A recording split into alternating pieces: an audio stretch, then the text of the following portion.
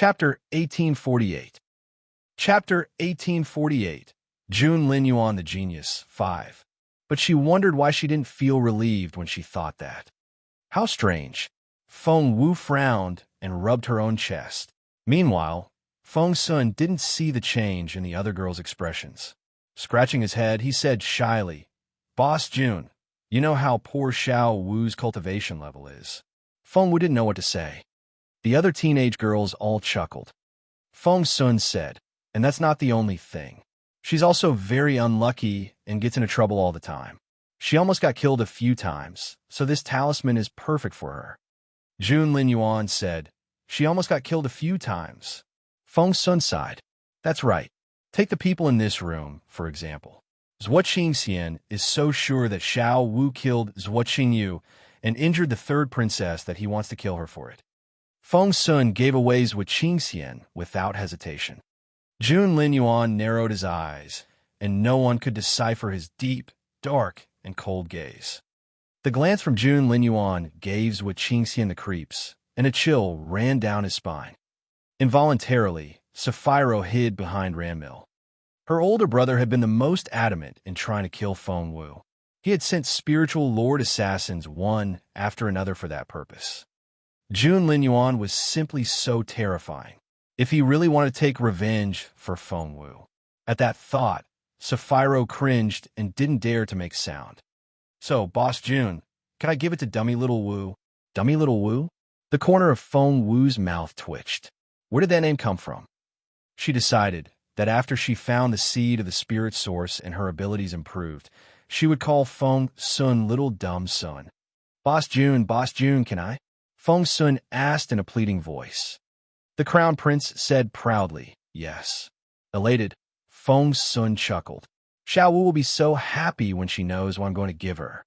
The Crown Prince threw a murderous look at him. "No, it's from you, Boss June." Feng Sun mumbled, secretly complaining about how stingy June Lin Yuan was. "Boss June, where are you going?" Seeing that June Lin Yuan had turned to leave, Feng Sun called after him. June Lin Yuan stopped abruptly. Feng Sun had thought that Boss June was going to answer him, but June Lin Yuan turned his cold gaze on Zhuo Qingxian. Zhuo Qingxian felt the hair on the back of his neck stand up. But June Lin Yuan left without another word. June Lin Yuan's aura was too imposing. When he was present, even if he didn't say anything, his aura seemed to fill the entire space. The moment he was gone, Dugu Mengshi fell to the ground. Phew, he wiped the sweat off his forehead. His Royal Highness is simply too scary. Everyone was intimidated by his relentlessness and resolve. Hey, do you still want to do it? Do you? Feng Sun was the only one who was still serious about the game. The others all felt exhausted. Have you all given up? All right, I'll do it. Feng Sun grinned and injected his spiritual essence. Soon. Chapter 1849, Face Slapping. Chapter 1849, Face Slapping. The dice were rolled. Number 24. Ranmil stared at lattice number 24 and was almost sure that Feng Sun wouldn't find anything good because she had stolen all his good luck just then. But when Feng Sun opened the lattice, Ranmil was filled with despair. The turtle diagram. Feng Sun happily picked it up. Holding the diagram, he told Xian, I thought I ran out of luck already, but as it turns out, I still can find good stuff. The goddess of luck must love me." Xian found it quite strange as well, but he was always poker-faced and didn't show much concern at all. Ranmil was the one who was truly confused. She stared at Feng Sun. This shouldn't be happening. She had already drawn Feng Sun's good luck away.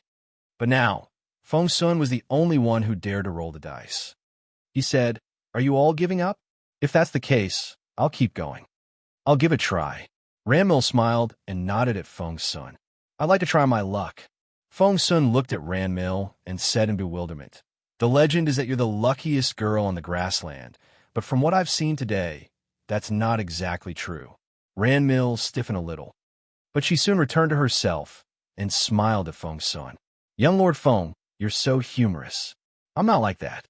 It's just a rumor." "No, it's not. You really are very lucky.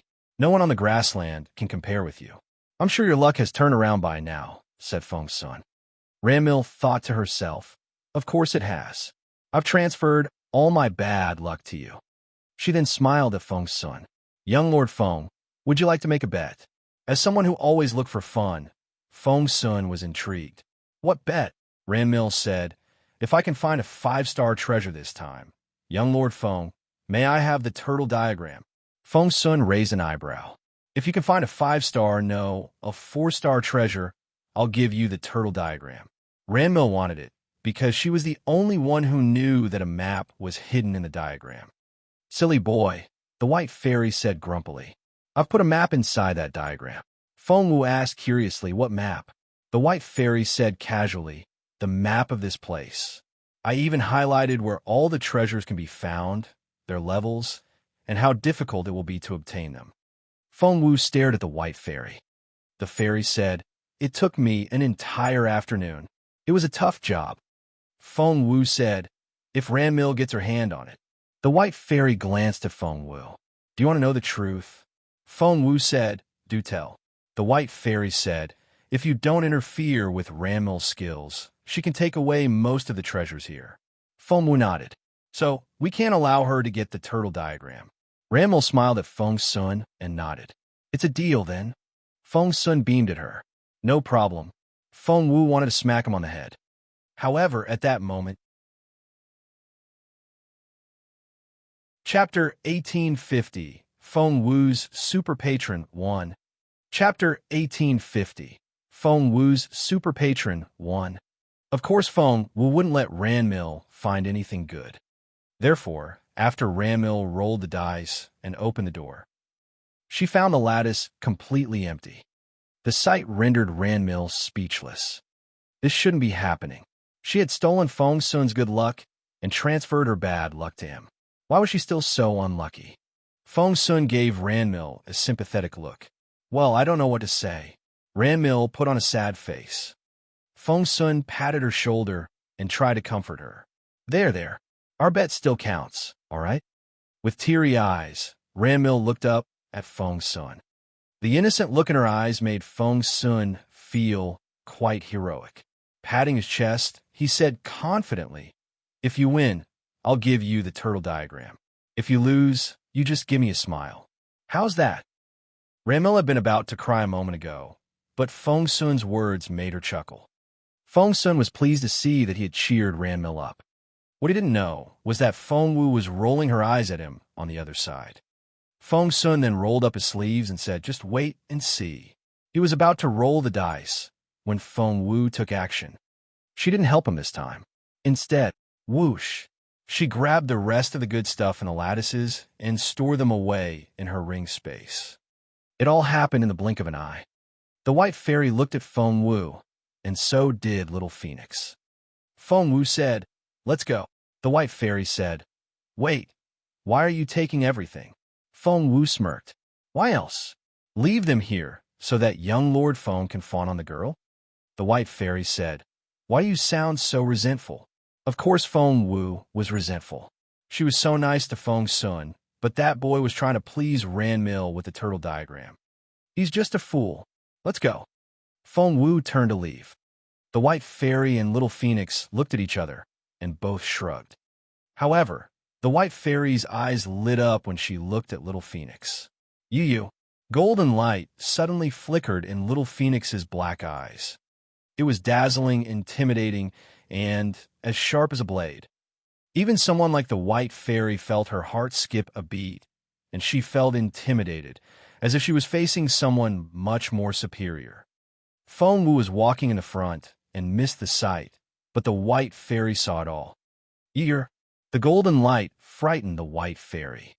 After absorbing all the spiritual essence, Little Phoenix had made another breakthrough and regained some of its lost memories. It remembered what it used to be called. That golden light used to belong to Boss Phoenix. Shut up.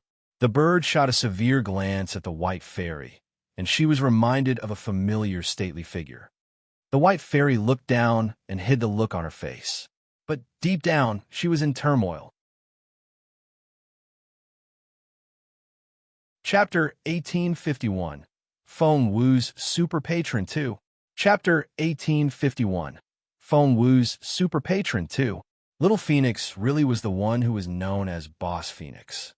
The White Fairy remembered that Chu Tianxiao used to have an invincible master, and that mysterious master, who used to rule the continent, had a proud phoenix. She found the bird quite pretty back then, but when she said something that offended it, Boss Phoenix punished her by making her reflect upon her faults by the Black Pond in Phoenix Mountain for 3 years. She lived those 3 years in hell and wanted to kill herself all the time. Hence, she had always been deeply frightened of Boss Phoenix. Back then, Chu Tianxiao wouldn't help her either. He even told her that Boss Phoenix represented his master, and offending the bird was the same as offending his master. Chu Tianxiao admired his master blindly. Chu Tianxiao had some rules. Everything his master said was correct.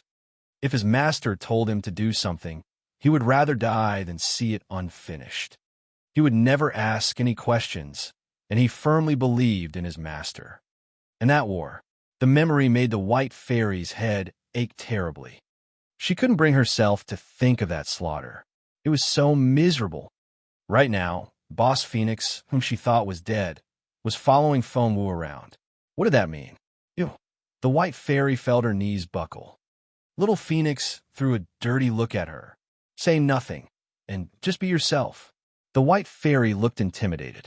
She nodded, but vented her sarcasm in her head. She now knew who the bird really was, so how was she supposed to be herself? Around the bird, she was just a little girl. She wanted to ask what happened to the stunning white-robed figure. Although she had continually stressed how amazing Chu Tianxiao was, compared with that man, Chu Tianxiao was a mere servant. Feng Wu sensed the change in mood as she walked, and she suddenly turned her head. The White Fairy jumped when their eyes met. Feng Wu was dumbfounded.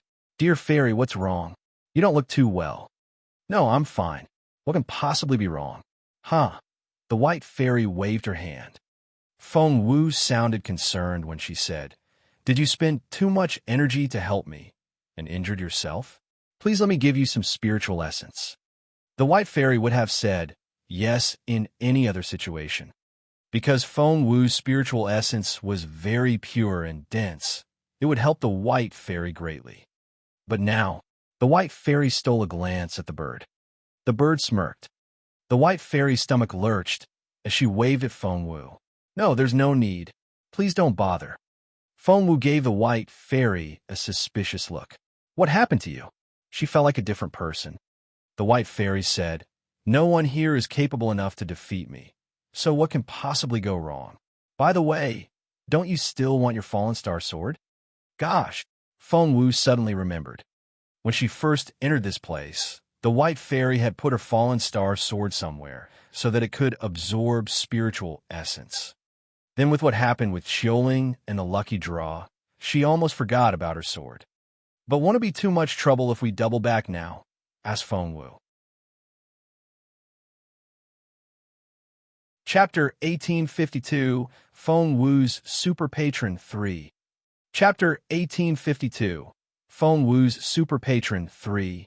The White Fairy wasn't exactly famous for her good temper. She was proud and aloof, and Feng Wu often had to beg or coax her for help. But the fairy was being awfully nice now. "No, of course it's no bother. If you like, I'll take you there through a shortcut." Feng Wu looked at her in amazement. This didn't feel right. This White Fairy felt like a different person, as if she was possessed by something.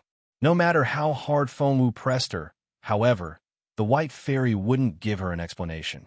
Because just like Boss Phoenix said, it wasn't time yet.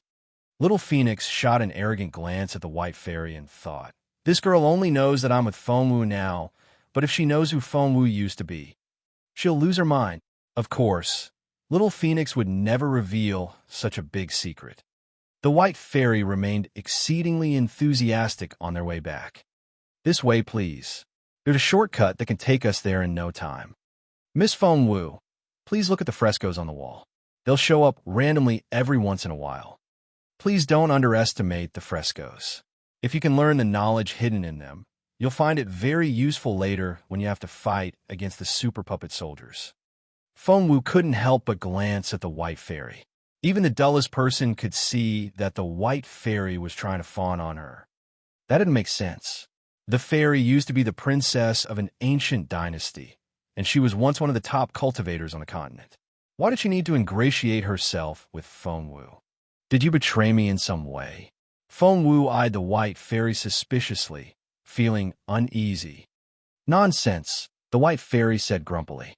I want you to find the seed of the spirit source, okay? Feng Wu asked why. The white fairy said, because I'm the one teaching you. That way, I'll be able to show off to the other two guys. Ha ha. Feng Wu asked, is that it? The white fairy said, and it's also because of Chu Tian Xiao. Who else am I supposed to help? Speaking of which, do you want to learn the Guardian of the Earth skill or not? It's a group attack technique. Feng Wu's eyes lit up. She had only learned individual attack skills and had mostly engaged in one-on-one battles. If she could learn this one, even if she was surrounded in the future, she could attack her enemies all at once and escape. Feng Wu nodded solemnly. Yes, I want to learn it. With a wave of the white fairy's hand, the flickering frescoes were suddenly fixed on the wall. Without hesitation, Feng Wu sat down cross-legged and studied the Guardian of the Earth. Behind her, the white fairy glanced at Boss Phoenix, as if looking for approval. Little Phoenix nodded in an arrogant manner. The recognition made the white fairy want to jump around in excitement. Looking at Feng Wu, who had little idea of what was going on, the white fairy was amazed by how lucky the girl was. She had only casually mentioned the Guardian of the Earth to Feng Wu just then, but was it just another common skill? If one had to compare, it was more valuable than all the treasures in the treasure hall put together. Chapter 1853, Untitled. Chapter 1853, Untitled. The frescoes flickered in and out of view. So why did they appear now? Because the white fairy controlled them, so that Feng Wu could learn the skill. Seeing that Boss Phoenix was pleased, the white fairy was over the moon. But she was a little worried.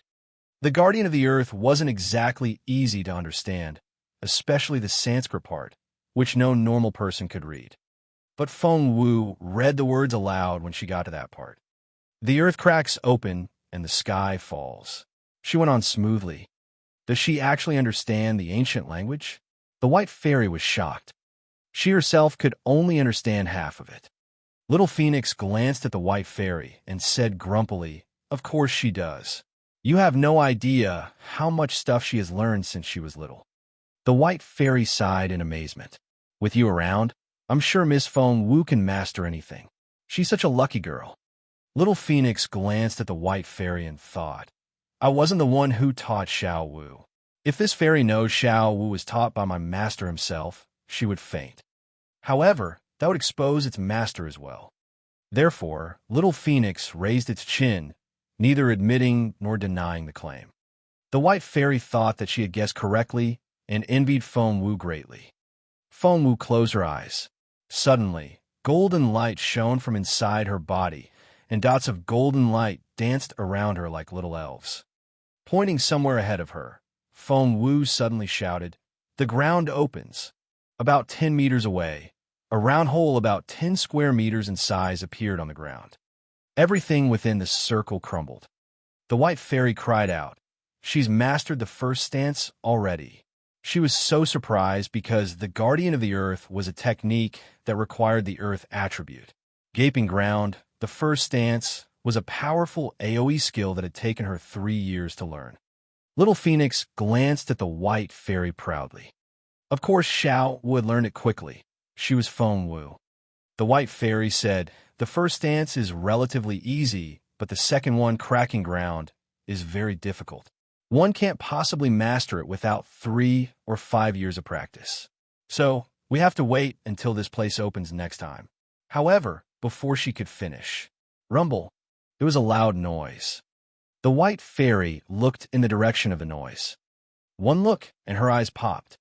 That was because the ground cracked. Seriously? Feng Wu has already mastered the second stance. How's that possible? The white fairy had always been very calm. After all these years, she herself had only mastered up to the third stance. However, it took Feng Wu next to no time to master the second stance. Did she learn this before? The white fairy looked at little Phoenix in astonishment. Crossing its wings, the bird said proudly, "Wouldn't you have noticed if she had?" The white fairy agreed, because there was something that only those who had practiced the Guardian of the Earth knew, which was that once one learned the essence of the Guardian of the Earth, they would be shrouded in a golden glow. Even their hair and eyes would turn a golden brown shade. Chapter 1854, Untitled. Chapter 1854, Untitled. Once a person mastered the circulation of the spiritual essence of the Guardian of the Earth, they could control how they looked. I didn't expect her to be able to master 2 stances in a row. That's very impressive, and I'm amazed. But at the end of the day, it's all because of your great taste. As it turned out, the white fairy knew how to fawn on people, which was what she was doing to the bird. Little Phoenix said proudly, "You still haven't seen the best of her, huh?" The white fairy wondered what more potential the girl could have. Right at that moment, whoosh, there was a loud noise. That sound and the surge of spiritual essence astonished the white fairy. She stared at Feng Wu so hard that her eyes popped. That was because, ground control, she's mastered the third stance. The white fairy stared at Feng Wu in disbelief and didn't know what else to say. She pointed at Feng Wu. The white fairy used to be a top cultivator on the continent. Although she wasn't Chu Tianxiao, she wasn't much weaker either. After all the things she had experienced, she wasn't easily excited anymore. But now, she couldn't hold back her excitement. This only meant one thing, and that was, Feng Wu was simply too impressive. It's only been a few hours, and she's mastered the third stance. The white fairy had to take a few deep breaths to calm herself down. Because it had taken the white fairy as long as 10 years to master the third stance, and she was considered to be a very talented pupil. Little Phoenix gave the white fairy a proud look. Of course she's amazing. Have you forgotten whose pupil she is? Seeing the look on the bird's face, the white fairy snorted inwardly. Right, complimenting your pupil and yourself all at once. In fact, she had guessed wrong. The bird wasn't Feng Wu's master. Her real master was the bird's master, who was an utterly unreachable figure. You did well. Little Phoenix glanced at the white fairy. Elated, the fairy beamed at the bird. Unable to control her excitement, the white fairy went on saying, "The third stance is a control skill. All enemies within its range will be rendered immobile for 0. 1 second. Since a capable cultivator like the white fairy was showing Little Phoenix so much respect, one could only imagine how terrifying Mu Jiuzhou himself was, since he used to rule the continent. Little Phoenix nodded and said, "There are still 7 more stances." The white fairy said, "But they're not here. Where are they?" Little Phoenix frowned. The white fairy said, "The clues to their whereabouts are here, but the other 2 ghost kings also control this place." Little Phoenix frowned. It used to be the superior immortal Phoenix, but now it was still way too weak. There was no way it could handle 2 ghost kings. Just then, Feng Wu opened her eyes. Her eyes had always been pretty, but now they were so clear and bright that one couldn't find the right word to describe them. Chapter 1855, Untitled. Chapter 1855, Untitled. "Finally, the third stance," said Feng Wu as she stretched. "I have a feeling that the third one will be very useful. Too bad that there are only 3 of them. Otherwise," the white fairy stared at Feng Wu with a strange look in her eyes. Feng Wu stopped stretching halfway. She looked perplexed. "Dear fairy, why are you staring at me like that? What did I say wrong?" The white fairy took a deep breath and looked away. She didn't want to talk at that moment. Feng Wu asked, "What's going on?" "Sister fairy, you've been acting oddly for a while." The white fairy stared at Feng Wu. "No, you're the odd one." Feng Wu looked innocent and confused. The white fairy stared at Feng Wu. "Do you know how annoying you are? You've mastered 3 stances in a row. I'm so mad." Feng Wu looked even more innocent. What did I do?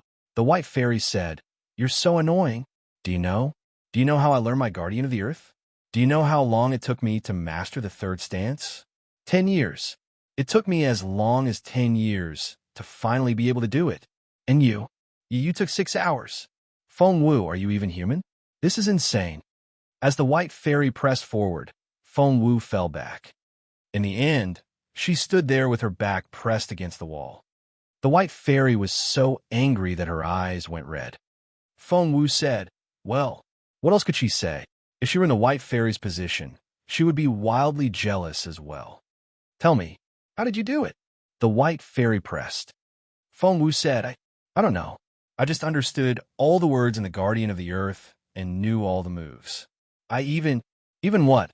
Asked the white fairy. Feng Wu said, I even felt like I was the one who created the Guardian of the Earth. Ha ha. The white fairy was angry at first, but she laughed when she heard those words. Pressing a hand to her stomach and supporting herself with her other hand on the wall, she laughed so hard that she was in tears. At the same time, what she didn't notice was the look little Phoenix gave her. There was a mysterious and indescribable look in its eyes. Nor did Feng Wu notice it.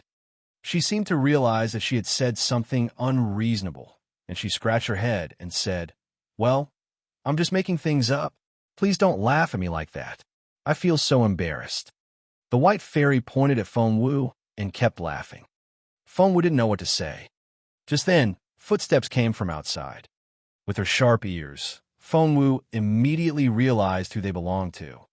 They were Feng Sun, Xin Yi, Ranmil, Master Ju, and Sapphiro. Why were the 5 of them together? Feng Wu was still frowning when she heard Feng Sun's voice. Princess, Feng Sun grinned. I told you, didn't I? I said I would give you the turtle diagram, and I have. I always keep my word. Chapter 1856. Are you fond of Jun Linyuan? 1. Chapter 1856. Are you fond of Jun Linyuan? 1. Feng Wu frowned when she heard Feng Sun's voice. Well, I see that the boy gave the turtle diagram to the girl. The white fairy smiled. Finally, she got what she wanted. How very rewarding for her. Feng Wu's face darkened. As if Feng Wu wasn't annoyed enough, the white fairy added, And she's your rival in love. No, she's not. Feng Wu denied it. I have nothing to do with Jun Linyuan. Well, do I hear jealousy? Is that what I hear? How interesting. Feng Wu didn't know what she could say to talk her way out of this. But she really was very angry at Feng Sun. Before she left the room, she had put things in perfect order so that he would win and Ranmil would lose the bet. You shouldn't have lost the turtle diagram to Ranmil, but then Feng Wu clenched her fists in frustration. Just then, she heard them talking again. Judging by the voices, Ranmil and Feng Sun were walking side by side, and her soft, pleasant voice reminded Feng Wu of a chirping bird. Feng Sun couldn't help but compliment her voice. My princess, you sound a lot like another person. Ranmil asked curiously, Who? Little Feng Wu, my sister. Feng Sun glanced at Ranmil and went on, The 2 of you are equally innocent and kind. It's only that you're quieter, and she's more active and talkative. Ranmil's eyes flashed imperceptibly when Feng Sun mentioned Feng Wu's name. However, it was too subtle for Feng Sun to notice. But that meaningful look didn't escape Feng Wu. Ranmil feigned an indifferent tone and said, I heard from the maids that Miss Feng Wu and His Royal Highness are. Feng Sun loved this topic. He had been trying to talk to someone about it. Since Ranmil asked, he was happy to elaborate. Well, you've asked the right person. No one knows better than I do. Ranmil raised her eyebrows a little, and her clear, bright eyes looked very innocent. You? Feng Sun said, Of course. So what have you heard? Ranmil pretended to hesitate before she said, People are saying that His Royal Highness only sees Miss Feng Wu as a bed-warming maid. I only heard it from other people, and I scolded them for spreading such a rumor. Feng Sun chuckled. So, that's what people are saying. Well, I knew it. One day, Boss Jun's pride will get little Feng Wu in trouble. What? Ranmil suddenly had a very bad feeling, and her face stiffened. But she soon recovered and was that curious, innocent girl again. "So, what they're saying isn't true, then?" asked Ramil. Crossing his hands behind his back, Feng Sun said proudly, "Of course not. The truth is exactly the opposite." Ramil didn't know what to say. The others turned to look at Feng Sun as well. Even Master Ju was curious. It wasn't common for a capable man like him to be interested in other people's affairs.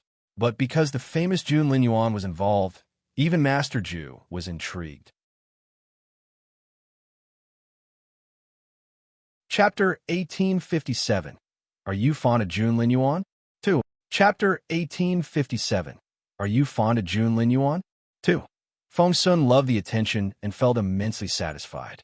After making everyone wait for a long while, he said in a smug tone, "Well, Boss Jun might seem very bossy and arrogant around Feng Wu, but that's not how he actually feels about her."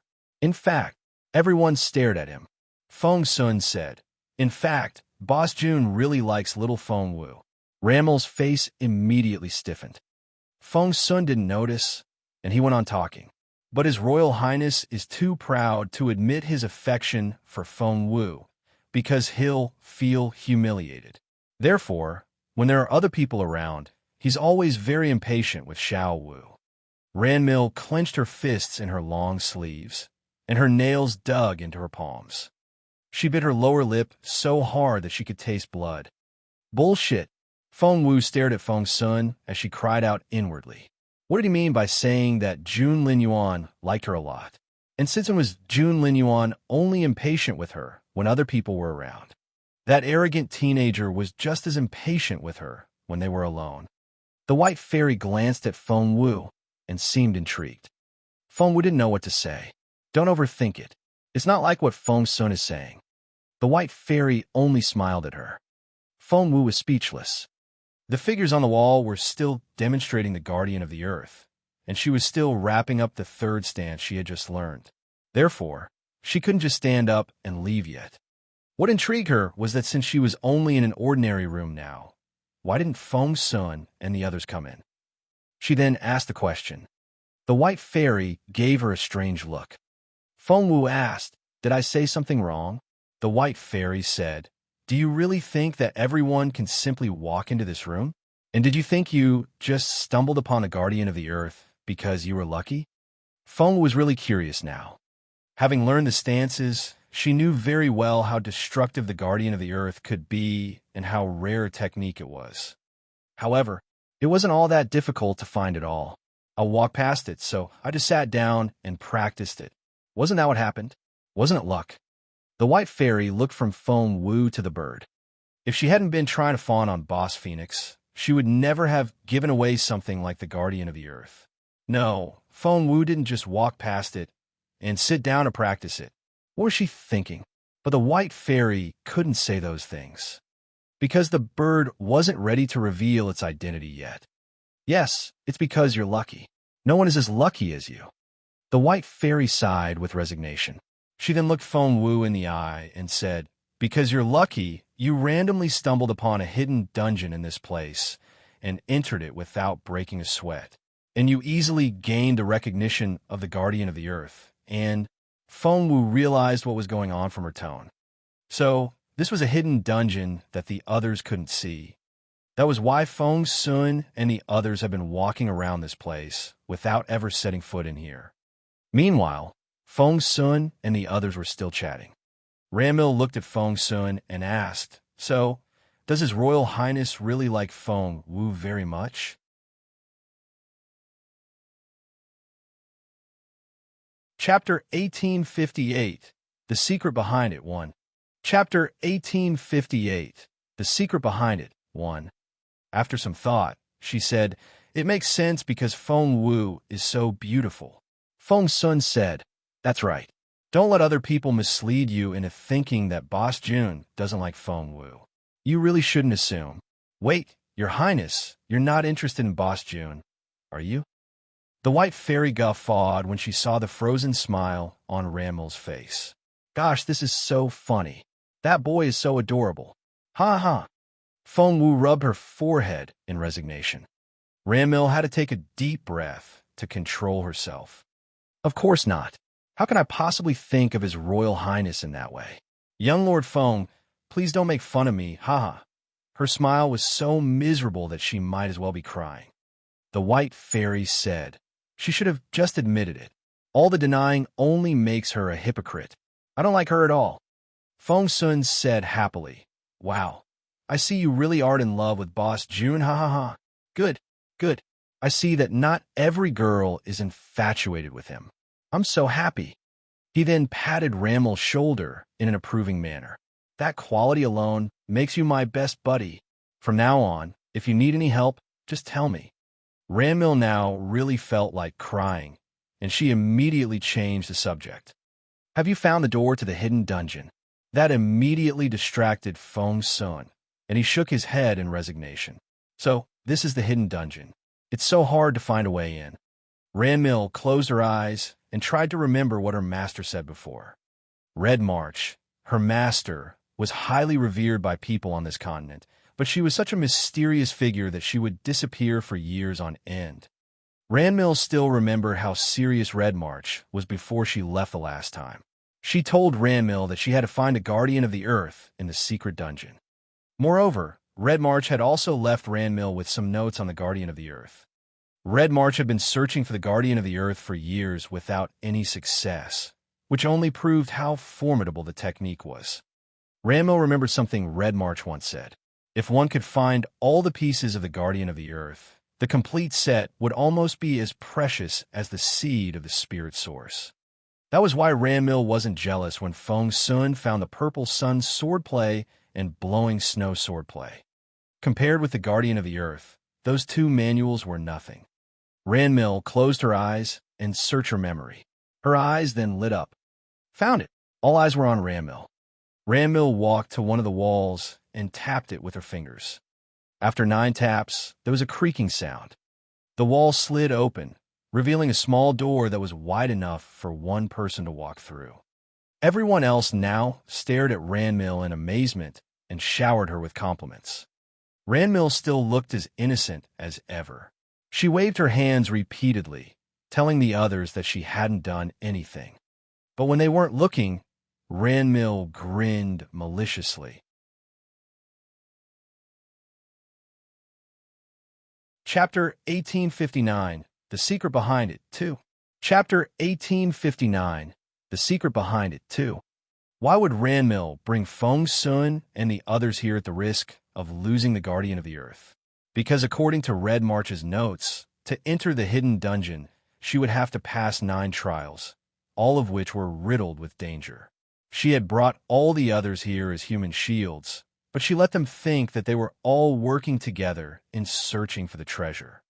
Are they going to go through trials? Perplexed, Feng Wu looked up at the White Fairy. The White Fairy nodded. Of course. Feng Wu said, but I entered this place just like that. The White Fairy said matter-of-factly, if I can bring you here, why should you go through the trials? It would be a waste of time, right? Feng Wu agreed, but wouldn't that be too strange? People would think that I got special treatment, said Feng Wu. The White Fairy rolled her eyes, glanced at Little Phoenix, and mumbled, You've always been lucky and always it's special treatment, okay? Her voice was so low that Feng Wu didn't hear her clearly. What? She asked curiously. The White Fairy rolled her eyes at Feng Wu. I don't want to talk to you. I'm sure you're blessed by the goddess of good luck. Feng Wu cleared her throat. Let's search this room. The clue to the 2nd chapter of The Guardian of the Earth is here. We'll leave after we find it. The White Fairy reminded Feng Wu. I see. Feng Wu knew that she had only just learned the 1st chapter and that the 2nd chapter was somewhere among the tombs. As for exactly where it was, the clue was right here in front of her. That Ranmil is determined to find the Guardian of the Earth. I think it was on her master's order, the White Fairy said. Really? Feng Wu asked curiously. The White Fairy nodded. The Guardian of the Earth is the most powerful existing Earth attribute technique, especially from the 3rd stance onward.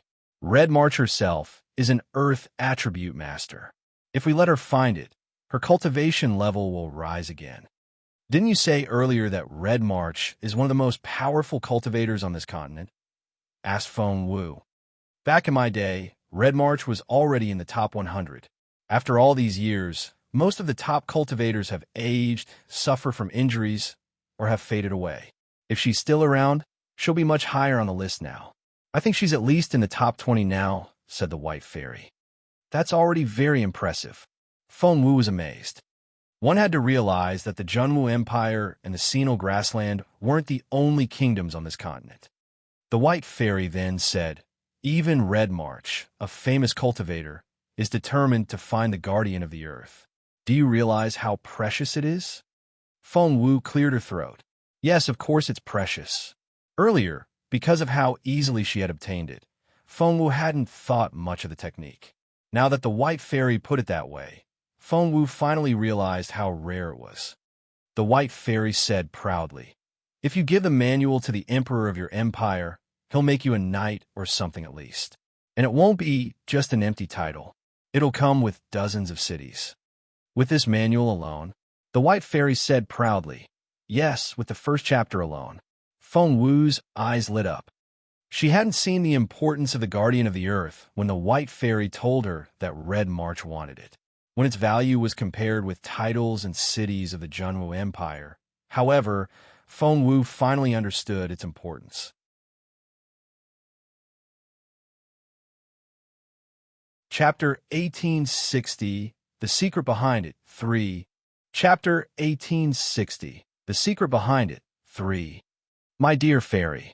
Feng Wu was very touched. The look in her eyes made the White Fairy uneasy, and she said, let's look for the clue, quickly. All right, Feng Wu nodded. She decided that if she ever had the chance to meet Chu Tianxiao, her senior brother, she would say some very nice things about the dear fairy. Yes, she clenched her fists. She then looked around, searching for anything that would lead her to the second chapter. They were right in the middle of a stone arch bridge made from white jade. A pair of stone lions sat on either end of the bridge. They were all very lifelike sculptures, down to every single hair. Under the bridge flowed a bottomless river. Green lotus leaves covered the water, and the sound was quite pleasant. Where was the clue to the second chapter of The Guardian of the Earth? Before Feng Wu could even start searching. It's under the 7th lotus leaf opposite the 3rd brick on the right end of the bridge, someone said in a proud voice. Feng Wu looked perplexed. She looked up at Little Phoenix. Go get it. Crossing its wings, Little Phoenix raised its head. Really? Feng Wu sounded suspicious. The White Fairy looked from the bird to Feng Wu before looking away. What universe did this girl save in her last life? With the great bird with her, she would be able to do anything. The fairy couldn't understand the bird. It was so merciless toward other people, but it would give the girl whatever she wanted. On their way here, the bird had complained, saying that this place was great, but it just took so long to find the Guardian of the Earth. That obvious hint had made the fairy bring little Feng Wu here directly. This was against the rules, and she would be punished if she was found out. Is that true? Feng Wu glanced at Little Phoenix. How did you find it so quickly? I didn't have a clue at all. The White Fairy pushed her a little. Quickly, Moss. Little Phoenix cast a stern look at the White Fairy. Ahem. The White Fairy coughed to cover her slip of the tongue. Didn't Little Phoenix tell you already? It's under the 7th lotus leaf opposite the 3rd brick on the right end of the bridge. Feng Wu smiled at the White Fairy. What does that lousy bird know? I'm sure it's all made up. That lousy bird? She called Master Phoenix a lousy bird? She. The White Fairy's eyes widened, and she stared at Feng Wu in disbelief. Feng Wu was confused. What? The White Fairy looked at the bird, whom she deemed to be a supreme figure. Why didn't the defiant Master Phoenix get angry when it was called a lousy bird? Little Phoenix glanced at Feng Wu without saying another word. How could it be angry? This girl was the dearest to its master. Seeing that the White Fairy only stood there and looked stunned, the embarrassed Little Phoenix lashed out at the White Fairy. What are you waiting for? Look under that leaf. There is something very authoritative in its tone. Feng Wu nearly jumped. Seeing the White Fairy just standing there, Feng Wu thought that the bird had offended her, so she apologized to the fairy. Dear fairy, please don't be mad. The lousy bird is grumpy for some unknown reason. It didn't mean to yell at you. Please don't kill it, for my sake.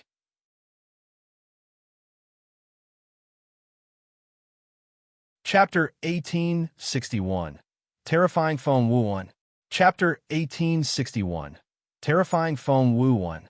The white fairy shifted her gaze back to Feng Wu. There was something very complicated in her eyes. Kill Master Phoenix? Was that supposed to be a joke? How could she possibly kill the extraordinary bird? Seeing the way the white fairy exhaled, Feng Wu thought that she had appeased the fairy, so she picked little Phoenix up. The white fairy's pupils contracted. That was the most respected Master Phoenix, and Feng Wu just picked it up by the back of its neck, as if it was just some common spiritual pet. Surely, Master Phoenix would kill Feng Wu on the spot. But to the white fairy's surprise, Master Phoenix, who was so fierce toward her, just let Feng Wu pick it up like that. Had this world gone insane? Or was this Master Phoenix a fake one? Do I need to repeat myself? The formidable energy given off by the bird belonged to none other than Master Phoenix itself. It wasn't all that powerful, because even Feng Wu was more capable than the bird now. But the white fairy didn't feel that way. The white fairy had been injured by that spiritual essence once, and she could still feel it in her bones. Therefore, she was wholeheartedly terrified by the bird, so much so that she had never thought about testing the bird's current capability. All right, I'm going. I'm going now. The white fairy quickly dashed off, jumped into the river, and came back with the lotus leaf. Feng Wu watched this with wide eyes. She couldn't believe her eyes. The white fairy was so aloof and proud at first. So why was she so approachable all of a sudden? No, it wasn't just that. She was almost obsequious. Stop. Feng Wu patted her own head and stopped her train of thought. Why would someone as capable as the white fairy fawn on that lousy bird? But the truth was that the white fairy came back in no time with a lotus leaf in her hands. It looked like a big green umbrella. There you go. She was even much kinder to Feng Wu now. Are you really not mad? Feng Wu asked again, unconvinced. The white fairy glanced at Feng Wu. Me mad? Do you think so little of me? Feng Wu said, all right. Since the white fairy had said that, Feng Wu forgot about it and turned to study the lotus leaf. It's a map. Feng Wu recognized the map from the veins on the leaf. According to the map, the second chapter of the Guardian of the Earth is on the third tier of this place, Universe Hall. Let's go then. But before we go, we'll have to fetch my fallen star sword first. Naturally, the white fairy would do whatever Feng Wu wanted now. When they returned to that place, Feng Wu's eyes sparkled when she saw the resplendent sword. Am I seeing things? It's already become a level 2 weapon. When she left the fallen star sword there earlier, it had only been a level 3 weapon. There were 5 levels in total, with 5 being the lowest and 1 the highest. If a level 1 weapon upgraded again, it would become a level 5 divine weapon.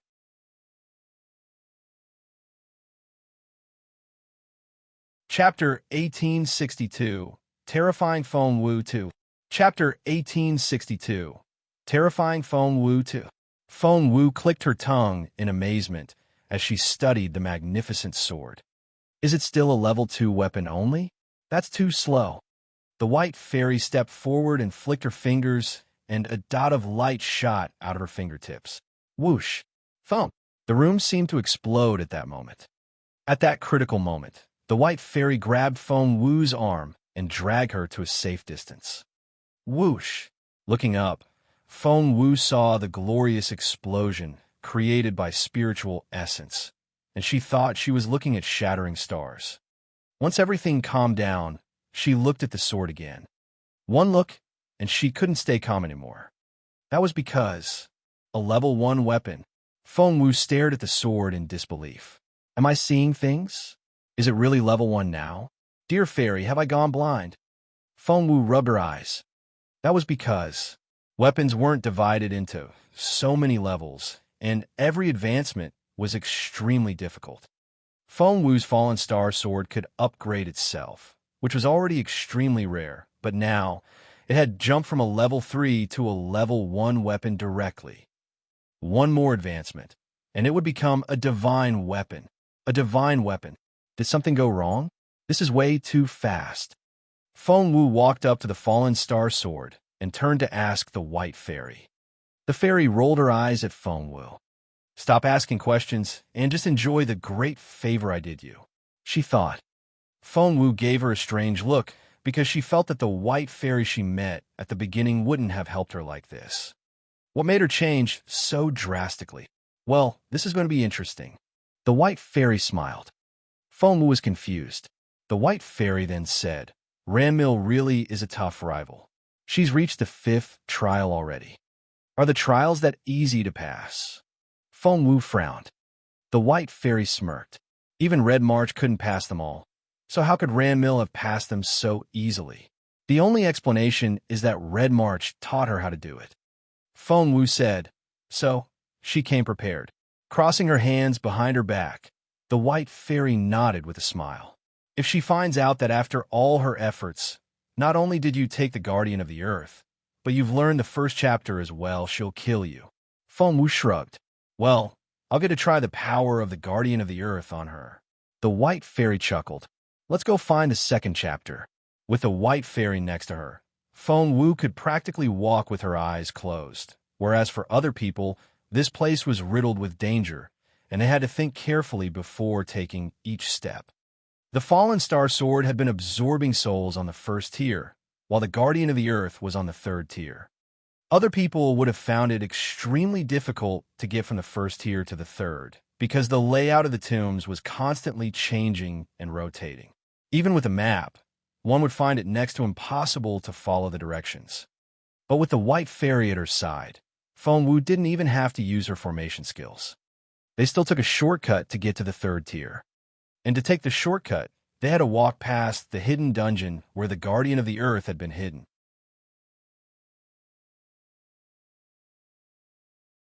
Chapter 1863, Terrifying Feng Wu 3. Chapter 1863, Terrifying Feng Wu 3. Not bad. When the white fairy took Feng Wu back to the hidden dungeon, her eyes lit up. They've already reached the 8th trial. Feng Wu raised an eyebrow. Does that mean that they'll be here soon? The white fairy seemed intrigued. Yes, there are only 9 trials in total. To be honest, I'm quite interested in this Ranmil now. Feng Wu frowned a little and stared at the white fairy. The white fairy raised an eyebrow. Each trial is more difficult than the previous one. Even if Red March gave her notes, to pass all those trials in such a short period of time is very demanding on one's spiritual energy and intelligence. But she was able to lead all those people to the 8th trial in a few hours. You've got to admire her for that. The white fairy glanced at Feng Wu. She was able to befriend that silly boy Feng Sun and have Master Ju help her. That's her talent. Feng Wu wasn't convinced. The white fairy then gave Feng Wu a stern, sharp glance. She then stared at Feng Wu and asked, Do you know what the most important thing is about cultivation? This was the first time that she had ever looked so serious. Feng Wu said, Working hard. Wrong. The white fairy stared at Feng Wu coldly. Try again. Feng Wu pursed her lips. She now knew what the right answer was. The white fairy scolded Feng Wu relentlessly. The most important thing about cultivation is to fortify your mind, but you weren't convinced just then. No, it's worse than that. You were jealous. Feng Wu looked up at the fairy and tried to retort, but she could only lower her head. She had to admit that the white fairy was right. She wouldn't recognize Ranmil's capability only because she was confident that if she were to take the trials, she would be as fast as Ranmil. Admitting that other people are talented is a difficult thing to do, but only after you can live with that fact will you be able to reach the spiritual Lord stage. Otherwise, even if you find the seed of the spirit source, you'll only be a spiritual Lord in name. The white fairy was genuinely angry now. Are all spiritual lords free of jealousy and resentment? Asked Feng Wu. The white fairy smirked. Good question, but you're not like them. Feng Wu asked why. The white fairy said, because they only want to become one of the best cultivators on this continent, but you want to stand at the very top. Without a steadfast and open mind, you'll be trapped by your inner demon. If that's the kind of person you are, then forget about the guardian of the earth or the seed of the spirit source, because they'll only get you killed. Get out. Now. After that, the white fairy stormed off. Being as short-tempered as she was, she couldn't care about her master phoenix at this moment, because that was the way she was when she was angry. She left the room promptly, leaving the crestfallen Feng Wu behind. Little Phoenix wanted to say something, but hesitated. It had a bad feeling. Meanwhile, Feng Wu slid down to the ground with her back against a wall. She buried her head in her hands and felt very confused. She acknowledged what the white fairy said, because she really didn't like hearing the fairy praise Ranmil. She was convinced that with certain conditions in place, she probably wouldn't be any slower than the princess.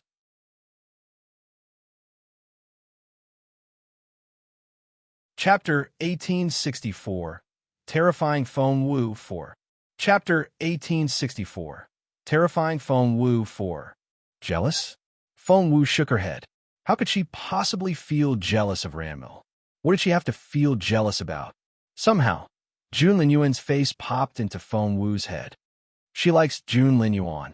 She may not seem to care about Jun Linyuan, but she's been constantly showing her perfect side. She's advancing when she pretends to fall back. She's doing so subtly. She's like a lurking snake. Given the chance, she'll catch her prey and never let go. That's especially true with Jun Linyuan. She'll be a very terrifying enemy.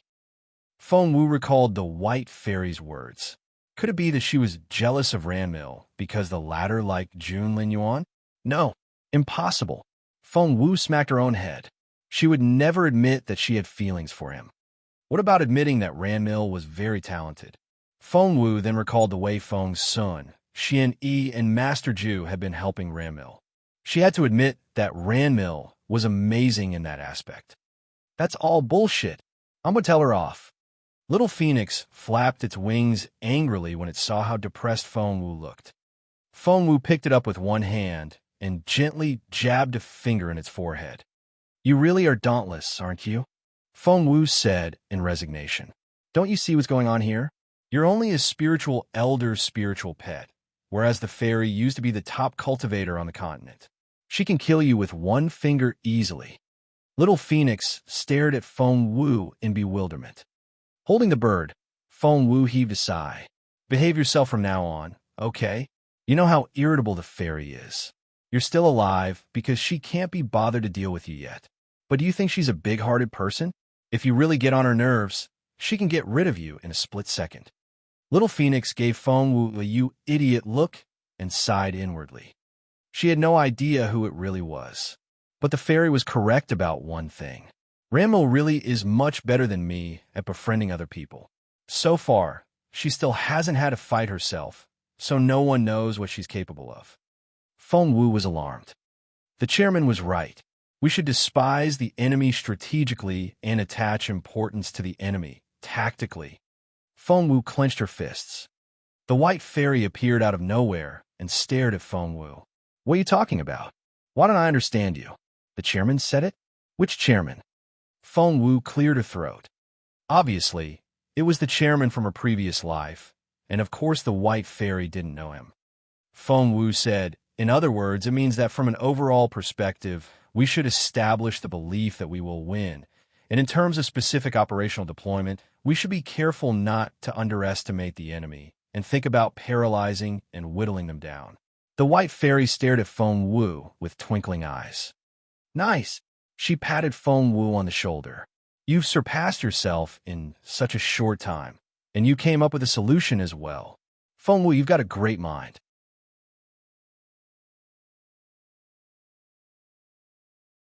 Chapter 1865. Terrifying Feng Wu 5. Chapter 1865. Terrifying Feng Wu 5. However, all people have emotions, which is something I still haven't figured out myself. How could I ask you, a mere spiritual elder, to remain unaffected? I must have lost my mind. The white fairy patted her own head. To the fairy, that was only a random interlude, but to Feng Wu, it was like a wake-up call that improved her mental state yet again. The Universe Hall. Feng Wu was still a few hundred meters from the hall when she heard a shriek and someone calling for help. That voice! Feng Wu's stomach lurched because she recognized that voice. Chaoga. It was Duan Chaoga. Feng Wu paled. Xiaoling had told her earlier that because Master Zhu had arrived late, he had to pour the fresh blood of 2 virgin girls over the bronze door knobs in order to enter the tombs. Feng Wu had found Xiaoling and pointed her in the direction of some great opportunities. I forgot about Chaoga. Feng Wu smacked her own head in frustration. I was too busy with what I was doing, and I completely overlooked Chaoga. She's 100 meters to the northeast and 10 meters behind those rocks. Seeing how frustrated Feng Wu was, the white fairy helped her out. Feng Wu dashed off before the white fairy finished talking. On the other side of the rocks. Let go of me. Zhuqing Xian, you animal. Let me go. Duan Chaoga was lying on her stomach with her hands pinned behind her back. A man was on top of her, and he had just torn her clothes off. You slut. After all this time you've been with Master Zhu, you can't be a virgin anymore. Zhuqing Xian smirked. Duan Chaoga was furious. She shouted at Zhuqing Xian, Master Zhu never touched me. Zhuqing Xian said he didn't? Great. I'll get to taste a virgin today. Duan Chaoga said, Zhuqing Xian, I'm going to kill you. Whoosh. With a wave of his hand, Zhuqing Xian tore Duan Chaoga's robe off, and she was only in her undergarments now. She kept struggling, and Zhuqing Xian slapped her. Smack! It left clear finger marks on Chaoga's left cheek. Zhuqing Xian smirked. If you must blame someone, blame your best friend. Xiao Wu? What did you do to Xiao Wu? Duan Chaoga glared at Zhuqing Xian. Zhuqing Xian's eyes shone maliciously. Feng Wu killed Qingyu. Do you think I'm going to let her off the hook so easily? What? Duan Chaoga cried out. Zhuqing is dead? Did Xiao Wu kill Zhuqing? Zhuqing must have done something extremely bad. Zhuqing Xian's face twisted. You can forget it. Once I'm through with you, I'm going to kill you. I'll take it as an advance payment before I do the same to Feng Wu later. Don't worry. She'll soon find you in the other world. How do you know it was Xiao Wu? Did you see it with your own eyes? I don't need to see it. She did it. How can you say that? What if it wasn't Xiao Wu? I don't care. Someone has to pay for my sister's death. Zhuqing Xian, you're completely unreasonable. Zhuqing Xian smirked. Weaklings don't deserve reason. Duan Chaoga was dumbfounded. Zhuqing Xian was ready to force himself on Chaoga.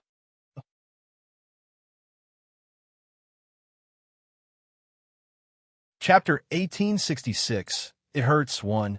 Chapter 1866. It Hurts 1. A sword swiftly charged at Zhuqing Xian from behind, aiming at a vital spot. Zhuqing Xian's stomach lurched when he felt the sensation of death wrapping around him. At the critical moment, Zhuqing Xian moved as fast as he could and shifted to one side. Whoosh! Feng Wu's sword brushed past Zhuqing Xian's head. Some of his hair fell to the ground, and Zhuqing Xian looked over his shoulder. Xiao Wu! Chaoga cried out in excitement. Feng Wu! Zhuqing Xian's eyes shone coldly. The next second, he grinned maliciously. Today is my lucky day. I've been looking for you everywhere, and here you are, right in front of me. Zhuqing Xian stared at Feng Wu and snorted. This is great. Feng Wu kept her face emotionless and pointed the fallen star sword at Zhuqing Xian. She struck out without another word. Zhuqing Xian smiled coldly. Feng Wu, you're just a petty spiritual elder. How dare you try to kill me? He struck back at Feng Wu. Terrifying power poured out of his hand. Zhuqing Xian sneered. What was this spiritual elder thinking? Did she think she was going to be his match? Thump! Their power clashed and exploded in midair. Zhuqing Xian fell back one step, while Feng Wu fell back several. Thump! Her back smashed into a wall. Zhuqing Xian's eyes widened in disbelief when he saw this. How was that even possible? In the world of cultivation, there was a common understanding.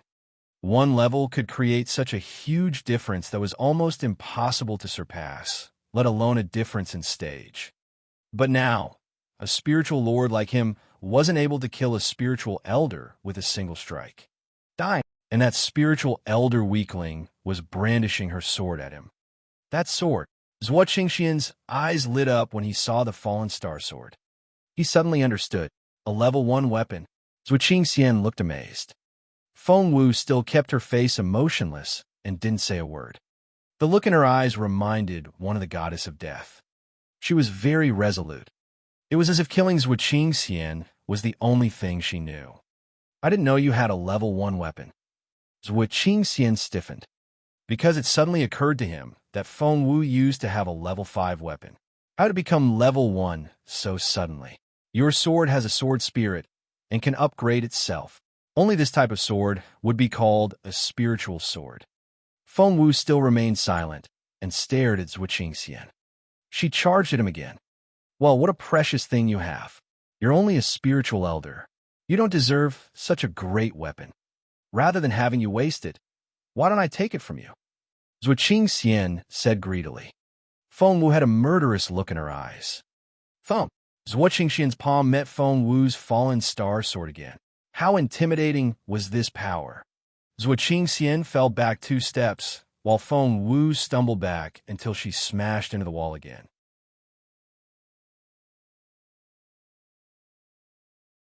Chapter 1867. It hurts too. Chapter 1867. It hurts too. Wretch. Feng Wu spat out a mouthful of blood. Cough, cough. Zhuo Qingxian had hit her in the chest and nearly broke her ribs. Xiao Wu, frightened, Xiaoga ran up to Feng Wu and supported her. Feng Wu was so overwhelmed by hatred that she had forgotten about Xiaoga. All she wanted to do now was kill Zhuo Qingxian. Zhuo Qingxian gave Feng Wu a mocking look. Kid, I'm too much for you. Pushing Xiaoga away, Feng Wu struggled to her feet. After the 2 strikes, Feng Wu was already severely injured. She could barely stand up, but she never looked away from Zhuo Qingxian. She then wiped the blood from the corner of her mouth. Dying. Holding the fallen star sword, she cried out, the first dance, sword of the other world. Zhuo Qingxian still sneered at those words. Are you seriously trying to fight me? Don't make me laugh. Raising the fallen star sword with both hands, Feng Wu charged at Zhuo Qingxian, regardless of how dangerous it was. Formidable spiritual essence swept over the area. The moment before Feng Wu's sword touched Zhuo Qingxian, he slid away, spun around, and reappeared behind Feng Wu in the next instant. Just as he struck down at Feng Wu, gaping ground, Feng Wu yelled. She had combined Sword of the Other World with Gaping Ground, the first stance of the Guardian of the Earth. While the sword came from above, the ground beneath them also opened. The 2 stances fused together so well, as if they were naturally a pair. That took Zhuo Qingxian by surprise. Whoosh! He stumbled forward and almost fell onto Feng Wu's sword. But after all, he was a capable cultivator. A spiritual lord wouldn't be defeated so easily. At the critical moment, Zhuo Qingxian pushed off of the ground with the tip of his left foot and turned an impossible angle. He then dashed off to a safe distance, avoiding Feng Wu's next strike. Although he got away, unharmed, he now stared at Feng Wu in astonishment. He couldn't believe what he was seeing. This shouldn't be happening. Feng Wu was a level 7 spiritual elder at most, whereas he was a level 3 spiritual lord. She was simply too inferior. Common sense told him that. Feng Wu should only be able to defend herself. She shouldn't even have enough strength to attack. But now, not only had she attacked, she had almost injured him. However, Zhuo Qingxian had only used a third of his power. At that thought, Zhuo Qingxian grinned. Feng Wu, do you really think you can touch me? I've only used a third of my real power. A murderous look filled Feng Wu's eyes. Her injury didn't seem to have any impact on her. Without hesitation, she pointed the sword at Zhuo Qingxian again. The second stance of the fallen star sword, dancing dragon in the moonlight. After she activated the stance, she instinctively used the second stance of the Guardian of the Earth, cracking ground. Zhuo Qingxian was prepared for her assault this time. When Feng Wu appeared behind him, he grabbed her tiny waist with his right hand. This time, he used 40% of his full power. To Feng Wu, That 40% felt like an iron bar around her. She couldn't even move a finger.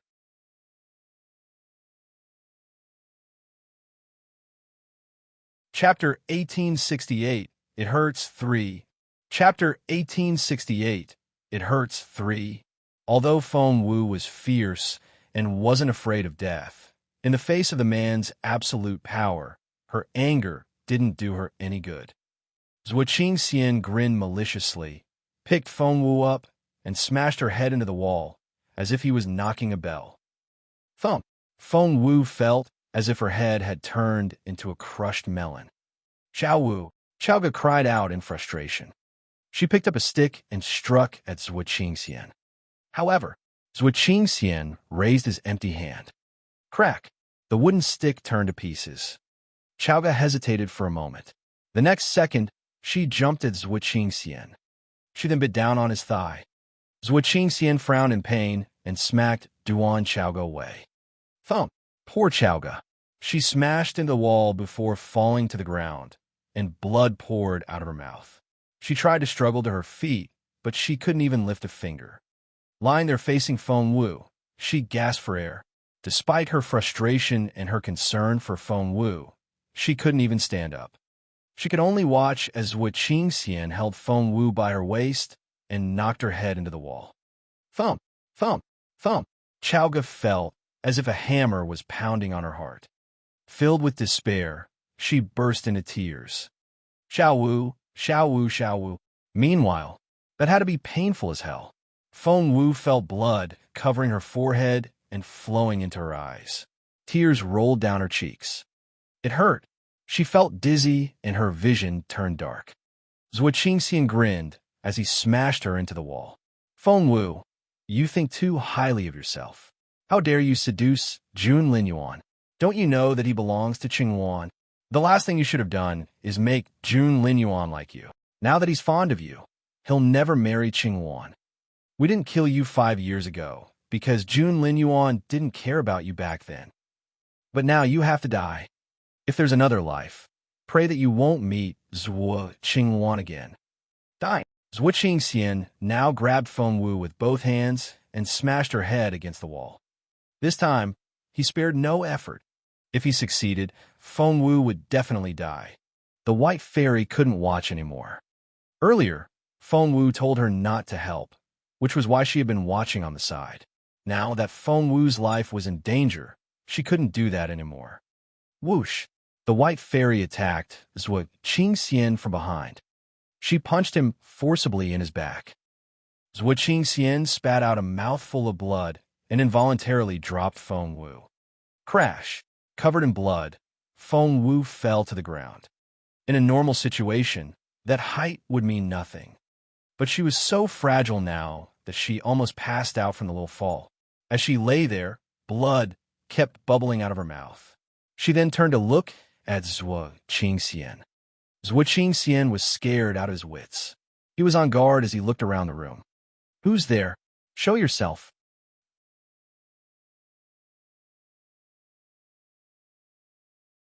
Chapter 1869, It Hurts for. Chapter 1869, It Hurts for. The white fairy was a ghost, and she could conceal or show herself as she wished. Therefore, Zhuo Qingxian couldn't see her. No matter how much he shouted, the white fairy remained invisible, and that only scared Zhuo Qingxian more. The white fairy didn't show herself because Feng Wu had stopped her, which made the fairy very angry. She scolded Feng Wu in her head. Are you an idiot? Do you see how badly injured you are? Why are you still stopping me? Feng Wu said firmly, I'll kill him. The white fairy wanted to smack Feng Wu on the head. What are you thinking? You want to kill him in your current state? How? With what? Feng Wu repeated, I'll kill him. Frustrated, the white fairy turned to Little Phoenix. Please say something. How can she possibly kill him? This is suicidal. Although the white fairy had been saying harsh words toward Feng Wu, what she didn't realize was that after the past few days, she had recognized Feng Wu as a friend and begun to care about her. Little Phoenix narrowed its eyes. It was obvious that it was fighting back its anger at Zhuo Qingxian. It had loved the girl like its own child since she was little, But Zhuo Qingxian had just knocked her head against the wall. It not only wanted to kill Zhuo Qingxian now, it also wanted to burn the entire Zhuo family to the ground. However, it remembered what its master used to say. The short-tempered bird then fought back its anger and told the white fairy, "Just let her do what she wants." The white fairy's eyes widened in disbelief. You? She could understand it. Was Master Phoenix indifferent toward Feng Wu? Of course not. Its face would darken if the fairy said one bad word about Feng Wu. It cared about the girl very much. It's her own trial and her own path to walk. Little Phoenix closed its eyes in pain and mimicked Mu Jiuzhou's tone. If we interfere now, it will only be even harder for her to walk her path in the future. The white fairy was confused. Why is that? Because they had fought against fate and the law of nature when they stole Feng Wu's life back. Of course, Little Phoenix wouldn't tell the white fairy that bit. Unless she's really going to die, just leave it to her. After that, Little Phoenix looked away. It was infuriated. If it wasn't forcing itself to stay put, it would have burnt Zhuo Qingxian to ash by now. Little Phoenix and the white fairy's conversation took place in their heads, and Zhuo Qingxian had no idea what was going on. Right now, his eyes were still darting around, fearing that the terrifying power would show up again. Blood was still oozing out of Feng Wu's mouth as she lay there, but she suddenly smiled. That little movement was enough to tug at her wounds. Cough, cough. Feng Wu coughed loudly. Zhuo Qingxian frowned and stared at Feng Wu with his cold eyes. It took Feng Wu a long time to stop coughing. She then grinned at Zhuo Qingxian. Zhuo Qingxian, you're scared, aren't you? Zhuo Qingxian stared at Feng Wu. Feng Wu fought back her coughs and stared at Zhuo Qingxian's hand. In his right hand was her fallen star sword.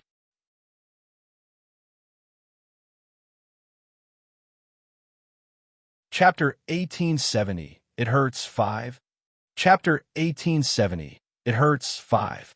She had only just raised it to a level 1 weapon. Seeing that Feng Wu was looking at the sword, Zhuo Qingxian smirked. It's called Fallen Star Sword, right? It'll only be a waste with you. It's found its rightful owner now. Don't worry, I'm going to paint the land red with it. Feng Wu asked in a weak voice. Aren't you curious? Don't anyone know why it grew so fast? Zhuo Qingxian narrowed his eyes. It was true. He was very curious. Feng Wu's voice trailed off. Don't you want to know who hit you just then? Zhuo Qingxian was curious about that, too. Feng Wu said, since I'm going to die, if you really want to know, I can tell you, but you have to promise me one thing. After I'm dead, you need to let Chaoga go. Zhuo Qingxian glanced at Duan Chaoga, who was lying in a corner. Chaoga was covered in blood as well. She could neither move nor stand up. Tears ran down her cheeks as she shook her head. Xiao Wu, Xiao Wu, Xiao Wu. All right, if you tell me the truth, I can let Duan Chaoga live, said Zhuo Qingxian. Feng Wu then made another request. After I'm dead, the Zhuo family can't touch my family. Otherwise, I won't tell you anything now. Her voice grew fainter. Her eyelids were getting heavier as well. It seemed that she was going to pass out, and if she did, she probably would never open her eyes again. When that happened, the secrets Zhuo Qingxian wanted to know would stay a secret forever. At that thought, Zhuo Qingxian quickly walked up to Feng Wu and crouched down. All right, I won't touch them. Feng Wu nodded. I believe you. You were hit by... She was barely breathing, and her voice was extremely low. By whom? Zhuo Qingxian couldn't hear her. He bent down and moved his ear closer to Feng Wu. It was when Zhuo Qingxian let his guard down. Feng Wu mustered all her remaining spiritual essence. The third stance of the Guardian of the Earth, ground control. The third stance of the Fallen Star Sword, fatal thunder. Feng Wu suddenly took a dagger out of her sleeve. She raised her arm at an angle that Zhuo Qingxian couldn't see and struck down. The dagger stabbed into the back of Zhuo Qingxian's neck. She made sure that she moved very fast. Everything happened so quickly, and Zhuo Qingxian didn't have time to react. By the time he realized that Feng Wu was getting her revenge, the ground control technique had frozen him for 1 second. With that little bit of time, Feng Wu rolled over the ground, away from Zhuo Qingxian. Pop, pop. As a physician, Feng Wu could find all acupoints with great precision. She had made sure that the dagger entered a vital point. When she rolled away, she drew the dagger out with her. Once the dagger was removed, blood gushed out of the wound like water breaking through a dam. Apart from being a vital point, it was also where the main artery was. The blood was now pouring out of Zhuo Qingxian's neck like an exploding fountain, covering him. Pressing his left hand to the wound, Zhuo Qingxian was dumbfounded. His head had gone completely blank.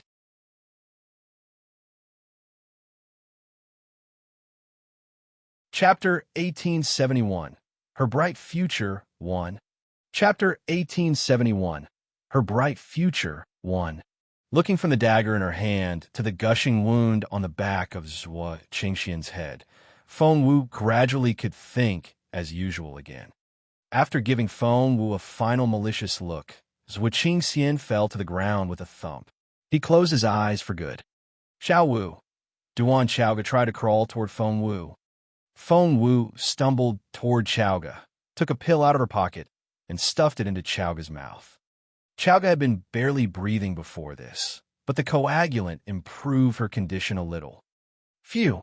Relieved, Feng Wu felt like a broken wagon and couldn't even sit up. Her bones hurt, her muscles hurt, and her head hurt the most. She touched her forehead, and tears filled her eyes when she found the size of the wound.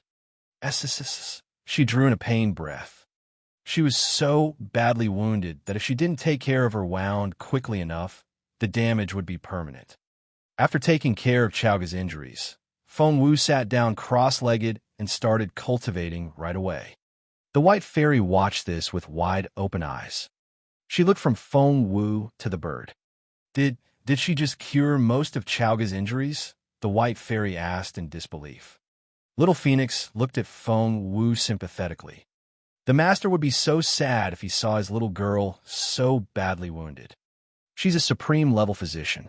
These external injuries aren't a problem for her at all, Little Phoenix said grumpily. The white fairy was the princess of an ancient dynasty and had seen her fair share of capable cultivators. However, Little Phoenix's indifferent tone still shocked her. A supreme-level physician? Her? A girl? The white fairy opened her eyes wide and stared at Little Phoenix in disbelief. Little Phoenix rolled its eyes at the white fairy. What's so strange about that? The white fairy didn't know what to say. What was so strange about that? It was very strange. She wasn't just a junior or intermediate physician, but a supreme level one. There were only a handful of supreme level physicians on this continent. At her young age, she was already a supreme level one. Once she grew up, the white fairy's astonishment finally turned into an amazed remark. What a bright future she has. Little Phoenix thought, you don't need to tell me that. She is the greatest master ever. Maybe the girl is only halfway there, and Master Phoenix is exaggerating. The white fairy tried to persuade herself. She couldn't accept the fact that Feng Wu was a supreme-level physician because she was also a spiritual physician, but after so many years, she was only a master-level physician. Whereas Feng Wu, not only was she better at learning the Guardian of the Earth, she was also a much better spiritual physician as well. The white fairy realized that she wasn't on the same level as Feng Wu in so many aspects. If Feng Wu really was a supreme-level spiritual physician, Duan Chaoga's injuries would heal in 2 hours. So, if the injuries didn't heal 2 hours later, it would mean that the bird was bragging. 15 minutes, 30 minutes, 45 minutes.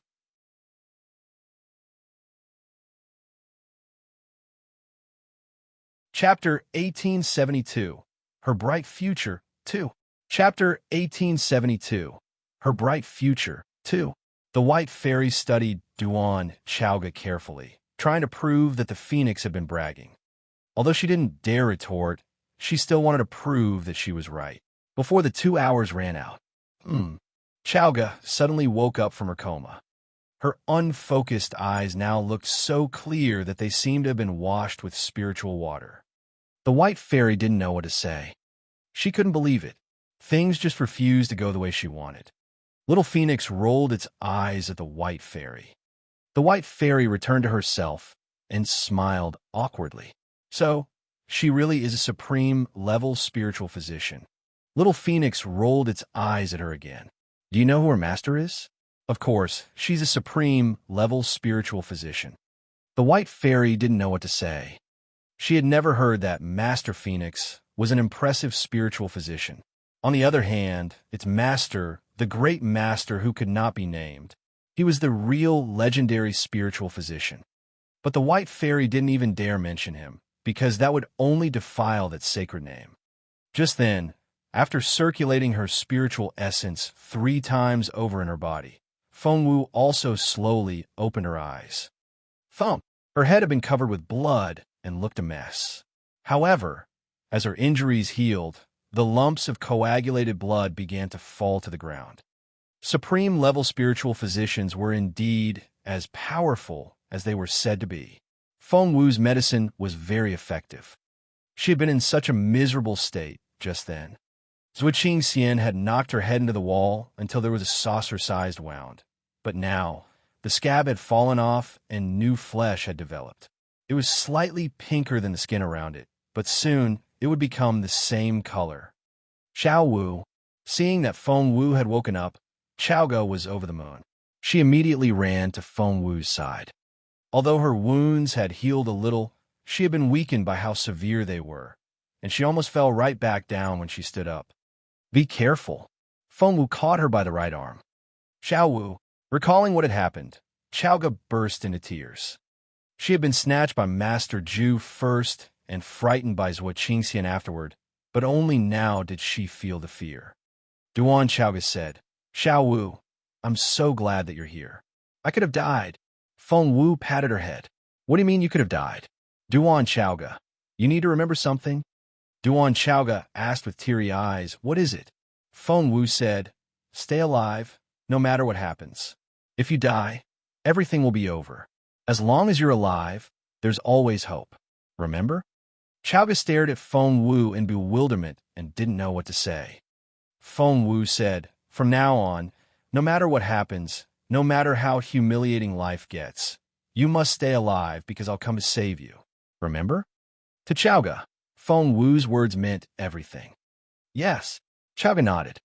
By the way, Xiao Wu, did you make a lot of progress? Chaoga seemed to remember something. That bastard Zhuqiang Xian was a spiritual lord. Fengwu asked curiously, how do you know that?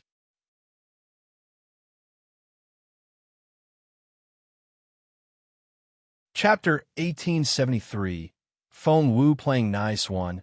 Chapter 1873, Fengwu playing nice one. Duan Chaoga said, because when he became a spiritual lord, the Zhuo family made such a big fuss about it.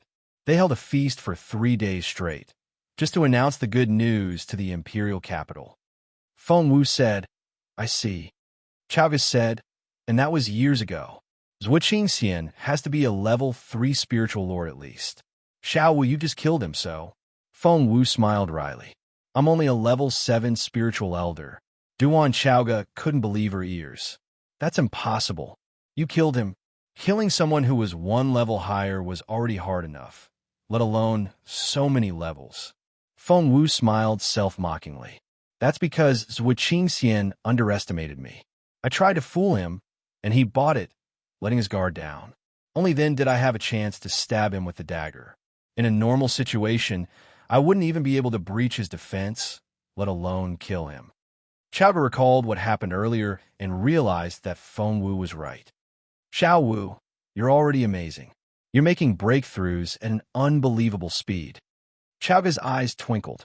It's only been half a year since you came back to the Imperial capital, and you've already risen from a level 1 spiritual master to a level 7 spiritual elder. But Chaoga lowered her head when she thought about herself. I'm still only a level 8 spiritual grandmaster. I'm so far behind you that I don't know if I'll ever catch up with you. Is there going to be a day when I can't even see you anymore? Chaoga had always been very tough-minded, but the idea of not seeing Fengwu made her burst into tears. She cried so hard that she almost had a breakdown. Fengwu didn't know what to say. The crying gave the white fairy a headache. Does she have to cry so loud? She's going to bring the ceiling down. Feng Wu smiled wryly. She's just too frustrated. Let her cry. It'll ease the pressure. Although, I'm concerned about the same problem. She had been advancing so fast that none of her friends or family could keep up with her speed. That was a little awkward. All of a sudden, Feng Wu's eyes lit up, and she turned to look at the white fairy. Alarmed, the white fairy said, "Hey, what do you want now?" Feng Wu grinned. "Dear fairy, I know you're the best. You've always doted on me, haven't you?" "Hey, what are you getting at?" The white fairy jabbed a finger in Feng Wu's forehead. "Are you fawning on me now?" Feng Wu made no effort to deny it and went on, her demeanor reminding one of a puppy wagging its tail. "Yes, I am. Dear fairy, please help me." She grabbed the fairy's wide sleeve and swayed it back and forth. The white fairy didn't know what to say. She was a woman, so why was the girl trying to do this with her? However, she really enjoyed it. She then glanced at Feng Wu. "So, what do you want?" Feng Wu didn't try to hide her intention at all. Pointing at Chaoga, she said, "Dear fairy, you saw what that man almost did to Chaoga." The white fairy rolled her eyes. Of course she had. Only moments ago, Feng Wu had been holding her sword, trying to kill someone, but once she got what she wanted, she switched back to her girly demeanor again. What a magnificent transformation.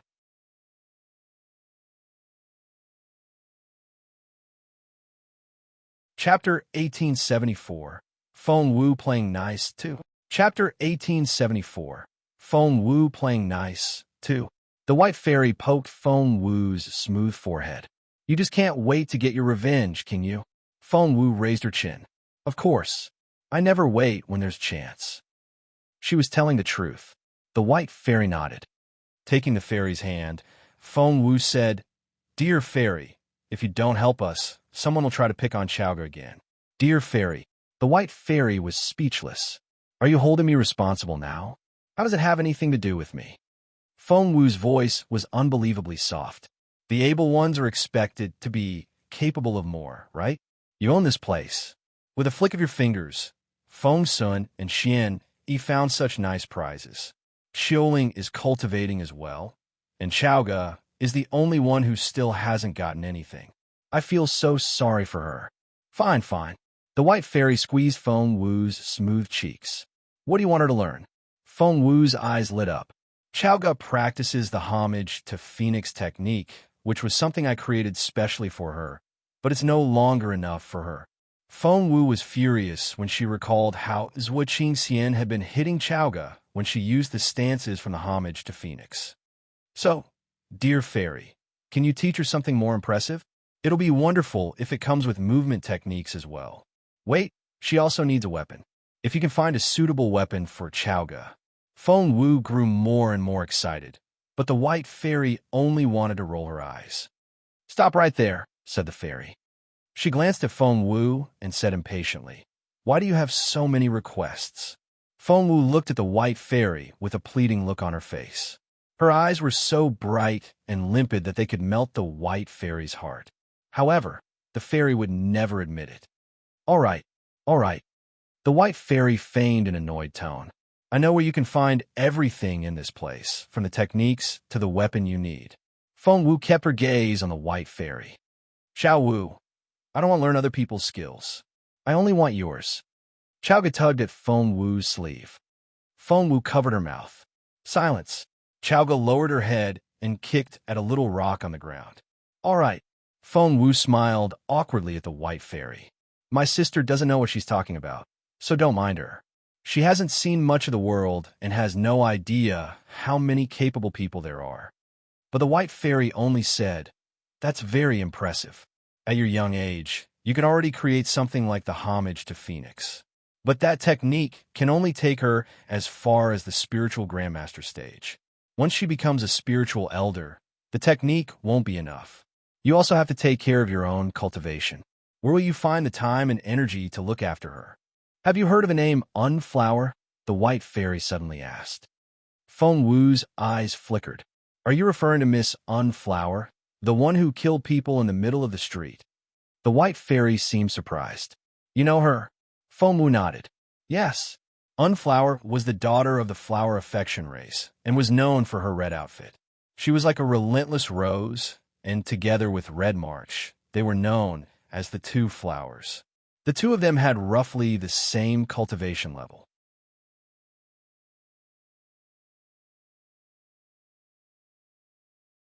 Chapter 1875, Unflower. Chapter 1875, Unflower. Rumor is that her maid was raped and killed by the captain of Emperor Wu's guards. This was when Emperor Wu was still the crown prince. When a then-crowned prince marched down the main street with his dozens of guards, she landed in the middle of the street and questioned the crown prince, asking him what he would do to the culprit. Embarrassed, Emperor Wu lost his temper. He then told the others to take Unflower down. Unflower was infuriated, and Relentless Flower, her weapon, blossomed in midair. It was only a small flower, but when activated, it expanded endlessly and almost covered the sky above the imperial capital. It said that this was Unflower's most lethal stance, the world of flower. The bright red petals showered down, and it was a spectacular scene. But each petal was a secret weapon as sharp as a blade. In a matter of seconds, all of the crown prince's guards had fallen to the ground. In the end, the only one left was the crown prince and Meng Ling, his most capable soldier. Unflower then stared at the crown prince and asked the question again. What would he do to the culprit? Feng Wu grew more and more excited as she spoke. The crown prince was both frightened and embarrassed. She was practically slapping him in the face. Unflower then asked the question one more time.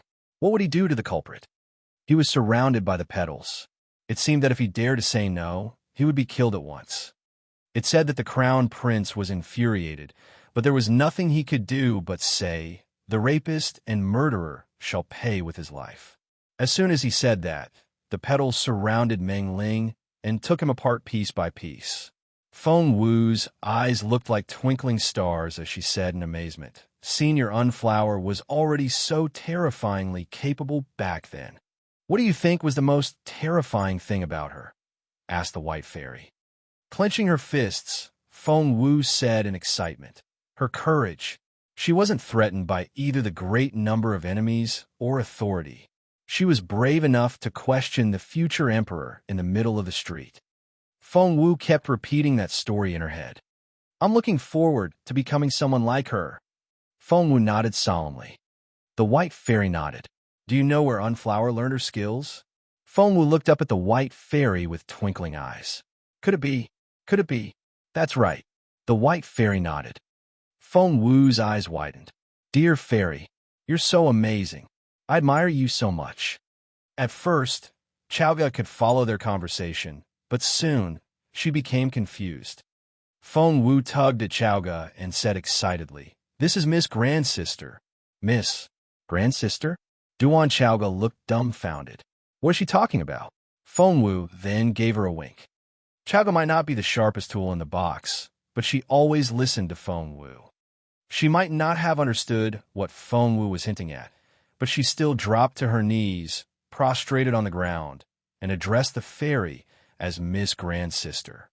The White Fairy didn't know what to say. She wasn't very happy with Chaoga because she found her somewhat dumb. However, Miss Grandsister wasn't a bad name. It made her feel young.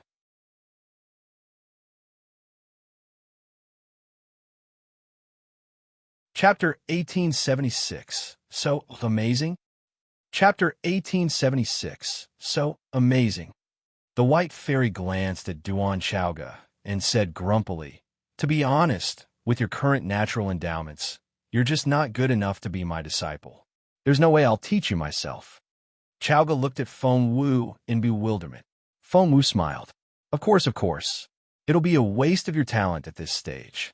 There's no need to do that." The White Fairy nodded. "After Unflower died, her soul was sealed in this place.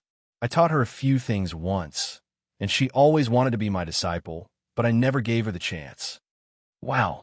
Only then did Duan Chaoga realize how capable the pretty White Fairy was. She counted on her fingers. If she were to call Unflower her master, and the white fairy was the master unflower never got to have. So, the white fairy really was quite senior in her ranking. How impressive this white fairy had to be. Duan Chowga didn't know what to say, so she turned to look at Fengwu. Fengwu nodded at Chowga, calming her down. She then turned to the white fairy and said, "Dear fairy, please help us with senior unflower." The white fairy mumbled grumpily, "Sure, I will," because the phoenix was still staring at her. Fengwu looked at the white fairy in bewilderment. The white fairy waved her hand. "Don't worry about it. If we don't take care of this girl, you'll never settle your mind and concentrate on your cultivation. If you can't concentrate, I'll be the one who gets the blame. Unflower is a tricky matter. I'll talk to her myself. As for you," she checked the time and told Fengwu, "your Dantian is still too fragile. Inheriting the seed of the spirit source now will kill you. So, your top priority now is to enhance your Dantian." The second chapter of The Guardian of the Earth isn't the only thing in Universe Hall. Something else is hidden there. Come closer. Fengwu's eyes lit up, and she happily moved closer to the fairy. The white fairy then whispered something in her ear. "Got it." Fengwu's eyes were like twinkling stars. "Yes." She clenched her fists in excitement. The fairy then said, "I'll take the girl to Unflower. It may take anywhere from a few hours to a few days. During this time, you'll be on your own. Stay alive." "Yes. Dear fairy, I know you care about me." Fengwu beamed at her. The white fairy glanced at Fengwu. Before, she couldn't care less about Fengwu's life. But now, if Fengwu died, the phoenix would definitely hold her responsible. Moreover, it occurred to her that she now didn't want the girl to die. Of course, the proud white fairy would never admit it. The next second, she picked up Chowga like she was picking up a chicken and was soon out of sight. With them gone, Fengwu suddenly felt rather lonely. She had already gotten used to spending time with the white fairy.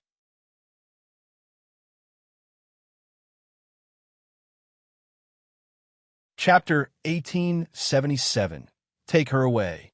Chapter 1877. Take her away. I won't see her again after I leave here. Fengwu sighed. "You can take her with you," someone said matter-of-factly behind her. Fengwu turned around and saw that it was Little Phoenix. Frustrated, she rubbed Little Phoenix's head before walking away. "Hey, Little Fengwu, I mean it. You can take her away." Seeing that Fengwu was going to ignore what it said, Little Phoenix jumped around her shoulders, trying to catch Fengwu's attention. Fengwu rolled her eyes at the bird. "Don't be so naive." Little Phoenix stared at her in disbelief. "Did you just call me naive?" The bird didn't like the sound of that. Fengwu glanced at it again before completely ignoring its opinion once more. "Hey, Little Fengwu. Little Fengwu, what's that look on your face? I'm talking to you." Frustrated, Little Phoenix sat down on Fengwu's shoulder and tried to scratch her face. Fengwu sighed. Fine, fine. I'm listening. Cut it out. Cut it out." Little Phoenix didn't like that tone at all. She was treating it like a spoiled child. The bird was very mad. To everyone else, it was Master Phoenix, a creature that even the white fairy feared. But Little Fengwu here seemed to find it querulous. Little Phoenix poked Fengwu's head. "Little Fengwu, haven't you noticed? I'm very capable." Fengwu gave it a look that seemed to say, "You're exaggerating again." Resting its wings on its waist and raising its chin, Little Phoenix said proudly, "Humph. Haven't you noticed that the white fairy is afraid of me?" Fengwu didn't know what to say. She gave Little Phoenix a "you idiot" look. Little Phoenix wanted to see an astonished look, but Fengwu's reaction didn't meet its expectations at all. Displeased, it kicked Fengwu's neck. "Hey, why are you looking at me like that?" Fengwu heaved a long sigh. "I'm trying to think. Can you be quiet for a minute?" Little Phoenix was shocked. It stared at Fengwu and said, "I'm the famous Master Phoenix. I'm so famous that the entire continent—" "Fine, fine. You're the famous Master Phoenix that the entire continent reveres. Everyone will kneel down in your presence." Although that was the truth, the way Fengwu put it made it sound like Little Phoenix was bragging. "Whatever." Little Phoenix emphasized once more, "You really can take the white fairy away with you. Although she's short-tempered and not all that capable, at your current stage, she can be helpful to you. Feng Wu gave little Phoenix an indescribable look. Short-tempered? Not all that capable? Can be helpful. She was the White Fairy. She used to be one of the top masters on this continent. Why was the bird saying that she wasn't all that capable? She said in amazement, "Do you know an expression?" Little Phoenix asked, "What expression?" Feng Wu said, "A heart loftier than the sky." That's what you have. You just called a powerful being like the White Fairy mediocre. Master Phoenix, do you realize that you're only a spiritual elder?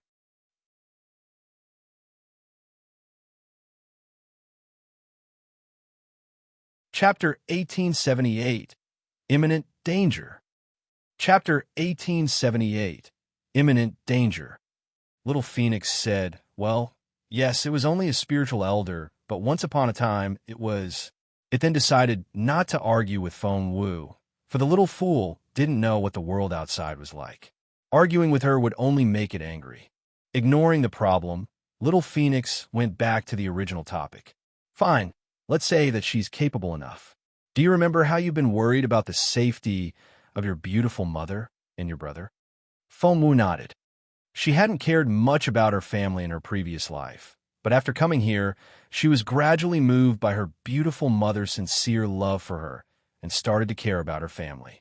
Once you take the White Fairy out of here, she can protect your family for you.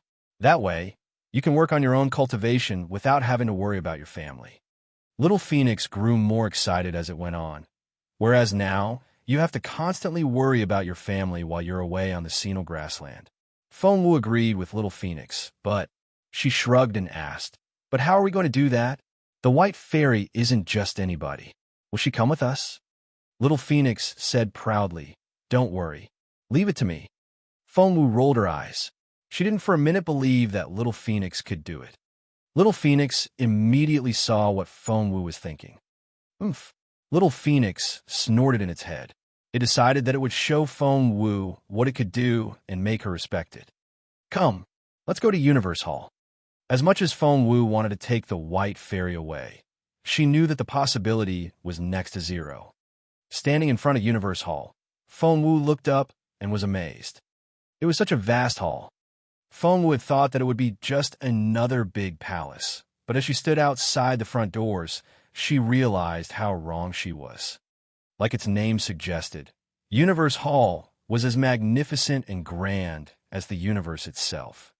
Standing at the entrance, Feng Wu felt as tiny as an ant. The hall had a peaked roof, which went high up into the clouds. It was grand, majestic, and luxurious. That was Feng Wu's first impression of the hall. Squeak! The ancient bronze doors slowly opened. They were hundreds of meters tall. In comparison, Feng Wu was as tiny as a mite. She was the first to arrive here because the floor was covered by a thin layer of dust without any footprints in it. Feng Wu had gotten used to following the White Fairy's instructions, but from this moment on, she was on her own. She clenched her fists and slowly opened her eyes. They were as clear as two limpid pools.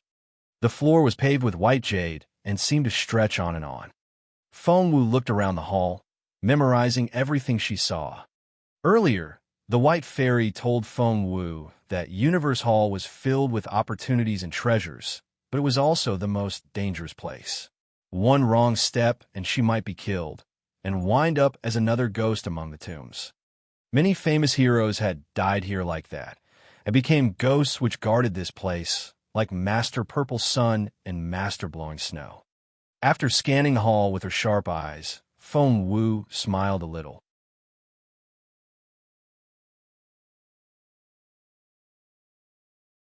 Chapter 1879, Master Ju's Animosity. Chapter 1879, Master Ju's Animosity. She knew it. The formation activated the moment she entered the hall. Universe Hall was indeed as formidable as the White Fairy said. Luckily, Feng Wu knew formations and was an excellent formation master. Otherwise, she wouldn't even be able to walk forward. After some deduction, Feng Wu quickly made her way across the hall. But when she was halfway in, a figure entered the front doors. Hearing the sound, Feng Wu looked over her shoulder. Their eyes met. Feng Wu frowned, while the other person had a murderous look in his eyes after the initial shock passed. It was none other than Master Zhu himself. Feng Wu recalled what Qiuling said earlier. She said, "It was Master Zhu who brought her and Chaoga into this place." She said, Master Zhu and Sapphiro had been chatting happily. Sapphiro then told him something. Afterward, Master Zhu grabbed his sword and tried to kill Qiuling and Chaoga. There was only one thing that would change Master Zhu's attitude so suddenly: Cat Nine's death. That was to say, Master Zhu already knew that Feng Wu had killed Cat Nine. If he also realized that she had pretended to be Cat Nine in front of him, he would be furious. Before Feng Wu could react, Master Zhu was already glowering at her. Whoosh! Master Zhu threw his sword at Feng Wu. But to his surprise, the sword turned around and flew back to his hand. He frowned. It's a formation. To kill me, you have to get close enough. Feng Wu waved at Master Zhu with a smile.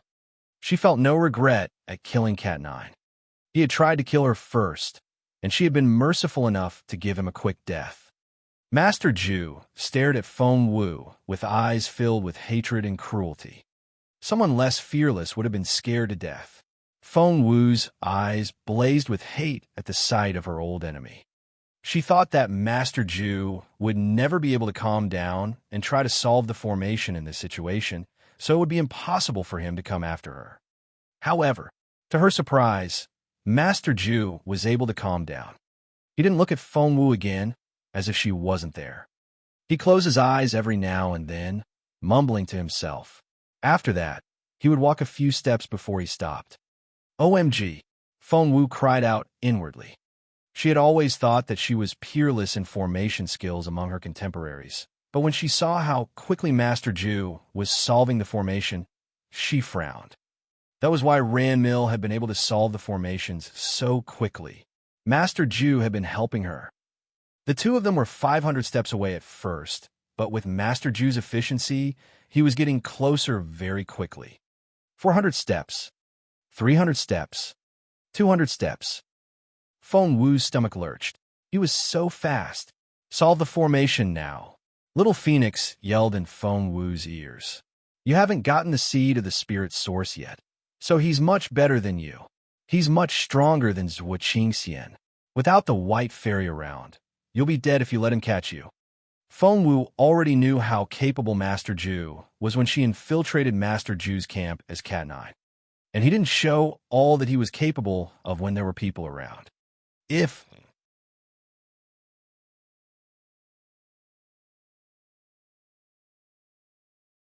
Chapter 1880.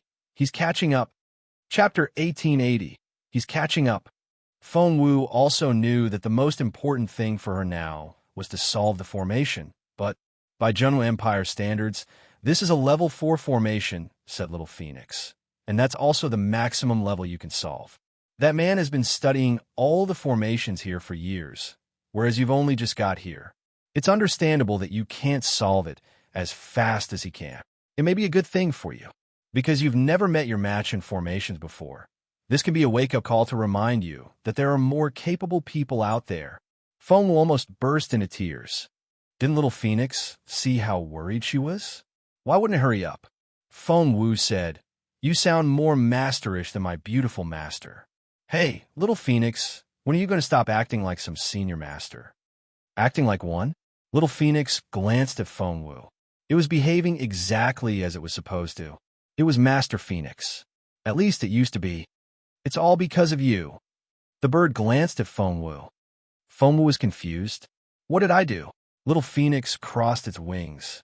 Had it not been for the girl, it would never have to start cultivating from scratch. It was the famous Master Phoenix. He's only 50 steps away, Little Phoenix reminded Feng Wu. Feng Wu looked over her shoulder. Gosh, he really was. Master Zhu was solving the formation at an impossible speed. While she was talking to Little Phoenix, Master Zhu had been working nonstop. Feng Wu was sure that if she stayed where she was, Master Feng would reach her in 2 minutes. She looked into Master Zhu's eyes. What a pair of eyes! They were filled with rage, frenzy, and murderous intent. Wood is in the south. The wound door matches the 4 azure dragons. Metal is in the west. The surprise door matches 2 white tigers. Little Phoenix started reciting. Feng Wu was already slower than Master Ju, so she immediately followed Little Phoenix's instructions. Whoosh! She picked up speed right away. They were only 10 steps apart before this, and Master Ju could almost reach Feng Wu with his sword. But at that critical moment, Little Phoenix's instructions changed. Feng Wu's greatest ability was to learn and comprehend things very quickly. She put the instructions to use as she listened. Are these the level 5 formation instructions? Feng Wu gradually realized what they were. Little Phoenix nodded. Feng Wu cried out, "Why do you know them? Aren't you just an ignorant little bird?" Little Phoenix felt offended. An ignorant little bird? It was the all-knowing Master Phoenix. "From now on, call me Boss Phoenix," Little Phoenix said proudly. Feng Wu chuckled. But it was true. As soon as she followed the instructions, Feng Wu worked faster than Master Ju, to the point of making him desperate. When she looked over her shoulder, she saw that the distance between them was increasing again. 10 steps, 20 steps, 30 steps. In a matter of seconds, they were 50 steps away. Feng Wu was relieved. It seemed that Master Ju wouldn't catch up with her for a while. But at that moment,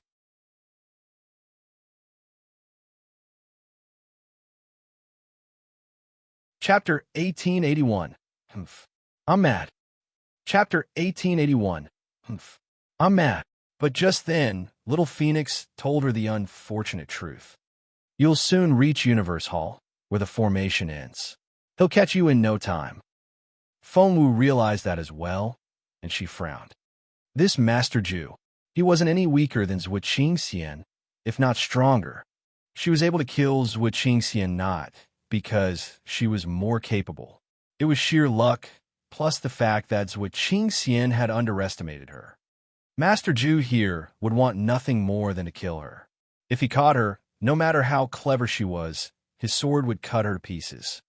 Therefore, she couldn't give Master Ju that chance. We need to find the seed of the spirit source as soon as possible.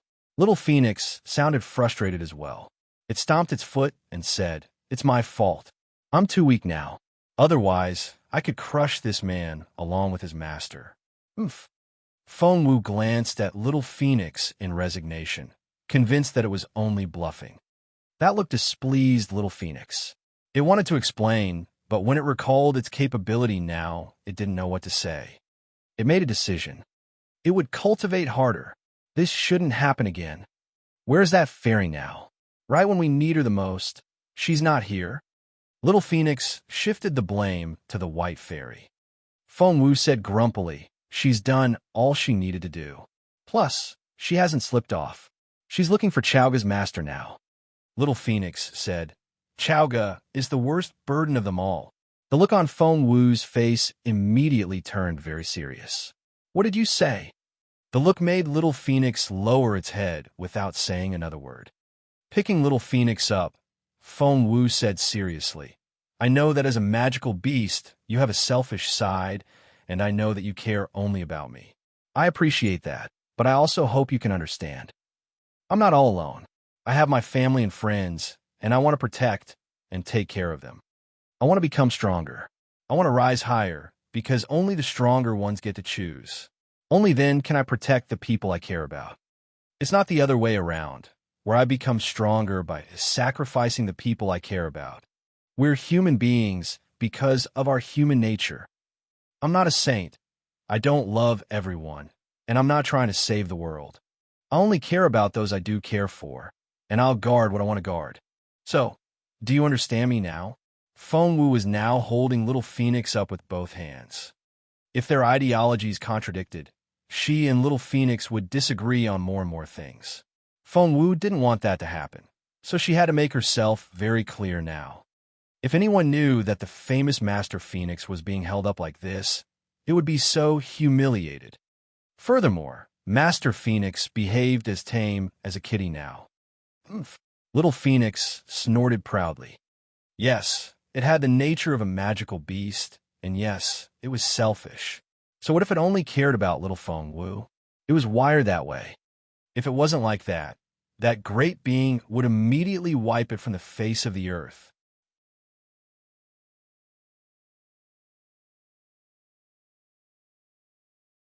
Chapter 1882, Ultimate Hatred.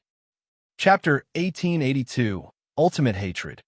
The bird thought it made sense that it should consider all the people who were a burden to Feng Wu the enemy, and that they deserved to die. What is wrong with that? At that thought, Little Phoenix gave Feng Wu a resentful look and turned its head the other way. Seeing Little Phoenix's appearance, Feng Wu realized that she had probably been too serious. Clearing her throat, she said, There. I know you care about me. Don't be mad. Let's enter the hall first, shall we?" Little Phoenix burst into tears. It knew everything, but it still had to pretend and convince her that it knew nothing at all. As if that wasn't hard enough, she said those harsh words. "Oomph." The proud bird snorted and flew back into the ring space, where it complained to the unconscious, beautiful master. Feng Wu was speechless. Thud! There was a loud crashing sound. Feng Wu turned around and saw that it was Master Ju. He had broken the confines of the formation by sheer force and was charging at Feng Wu. Shit! Feng Wu's stomach lurched. She ducked to the side as fast as she could and shouted, "Gaping ground! Cracking ground! Ground control!" She used all three stances of the Guardian of the Earth all at once. Because of the stances, the sword that was flying toward Feng Wu gradually slowed down. Thud! Although Feng Wu dodged in time, the sword was simply too fast, and it brushed right past her arm.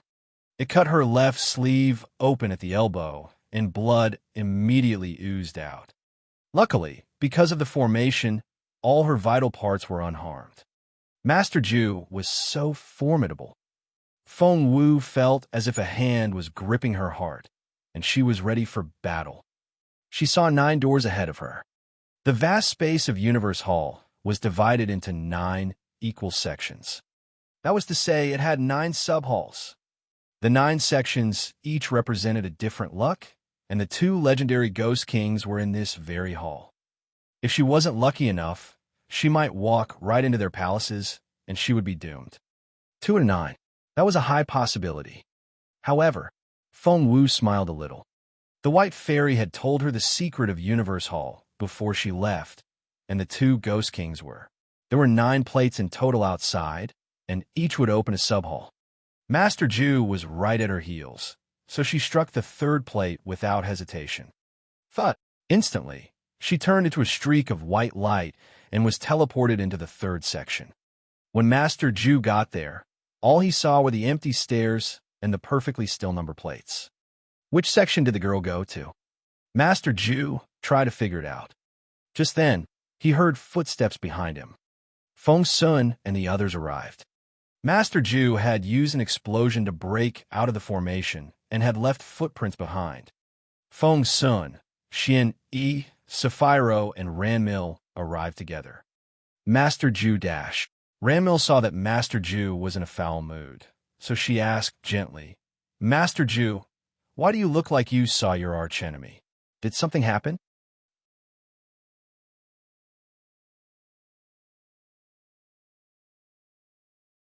Chapter 1883, Getting Interesting. Chapter 1883, Getting Interesting. Master Ju nodded. Ranmil said, "Oh my, you really did. Who is it?" Feng Sun patted his chest and said happily, "Since we're on the same side, your enemy is my enemy. Now, Ju, tell me, who's your enemy? We'll get revenge for you." Master Ju found his offer idiotic, and he looked away. Feng Sun patted Master Ju on the shoulder. "Hey, Ju, I think of you as a friend, so your enemy is my enemy." Master Ju gave him a grim look. "My enemy is your enemy." Feng Sun blinked innocently. "That's right. Your enemy is my enemy." Master Ju said coldly, "Go kill Feng Wu, then." Feng Sun looked shocked. "What?" Ranmil cried out. "Senior brother Ju, are you saying that Feng Wu is your archenemy?" Sapphiro clenched her fists in excitement. She had always wanted to kill Feng Wu, but never got the chance. Now that Feng Wu had offended Master Ju, she was sure that Feng Wu was doomed. Feng Sun had been patting Master Ju's shoulder a moment ago, but when he heard this, he frowned and immediately moved away from the man. So, you were chasing Xiao Wu just then? The look in Feng Sun's eyes became very cold. Master Ju stared at Feng Sun without uttering a word. He acquiesced. Feng Sun was so angry that he shook from head to toe. Without another word, he drew the purple sun sword from behind his back and pointed it at Master Ju. "Pick up your weapon." Ranmil frowned a little. She had worked so hard to draw Feng Sun to her side, but Feng Wu was going to destroy all her efforts just at the sound of her name. She wouldn't let that happen. She was well aware of Feng Sun's relationship with Jun Linyuan. She knew that they had grown up together and that Feng Sun was Jun Linyuan's most loyal friend. To get Jun Linyuan, she had to earn Feng Sun's trust first. That was why she had been trying to get close to Feng Sun this whole time. "Young Lord Feng, please don't." Ranmil stopped Feng Sun. "Let's talk it over. Senior Brother Ju might not mean what he said. Plus, if he said that, I'm sure that Feng Wu offended him somehow. Otherwise, my senior brother wouldn't want to kill her for no reason." Ranmil spoke in her softest voice. Her beauty was so innocent, and her voice was so tender that it sounded like flowing water. It could melt anyone's heart. However, Feng Sun was no longer as nice to her as before. He smirked and brushed Ranmil to the side. Ranmil caught his sleeve. "Feng Sun, it had to be Feng Wu's fault." Feng Sun shouted, "Xiao Wu is never wrong. If someone is at fault, it has to be the other person." Ranmil shook from head to toe in rage. How could someone be so unreasonable? Feng Sun stared at Master Ju with cold eyes. "Feng Wu is under Boss Jun's protection. Touch her, and you, your clan, and your sect will all die." Master Ju smirked. "Do you know who my master is? You're bragging." Feng Sun said, "I don't care who your master is. If you harm Feng Wu, all those people will die."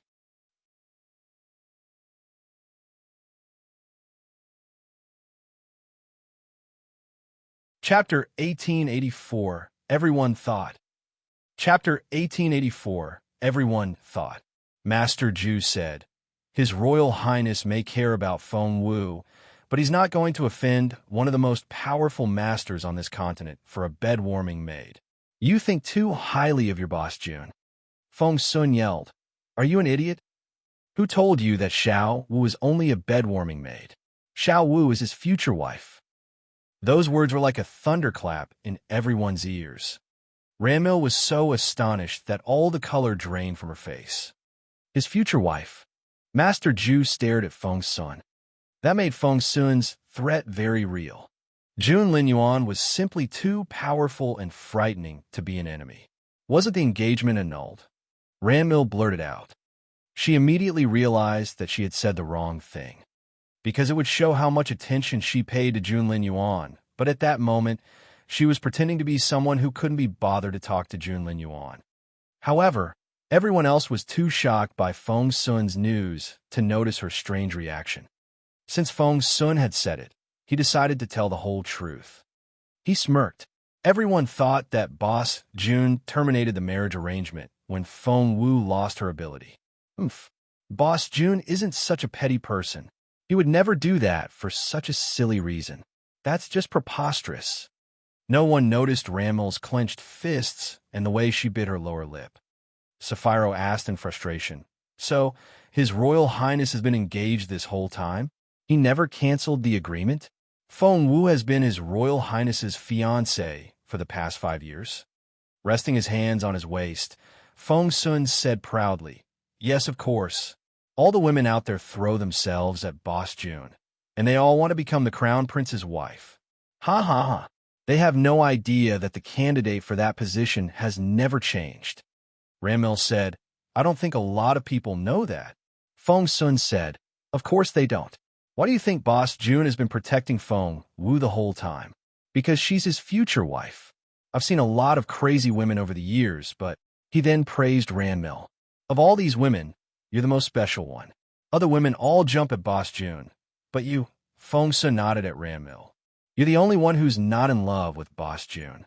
Was that supposed to be a compliment? Ranmil couldn't bring herself to smile anymore. Feng Wu was the only person she could think about now. If she had only thought about killing Feng Wu earlier, she knew she had to do it for real now, and as soon as possible. Where is she? Feng Sun shifted his attention back to Master Ju. Master Ju only snorted. He held the hilt of his sword and stepped back. After you. He wanted Feng Sun to choose the section to enter first. Eager to find Feng Wu, Feng Sun was going to pick one, when Xian Yi nudged him with his elbow and gave him a warning look. Feng Sun and Xian Yi grew up together and could understand each other very well. That look was all that was needed. Feng Sun threw a dirty look at Master Ju and remained where he was. Ranmil pretended to be confused. Young Lord Feng, why won't you pick one?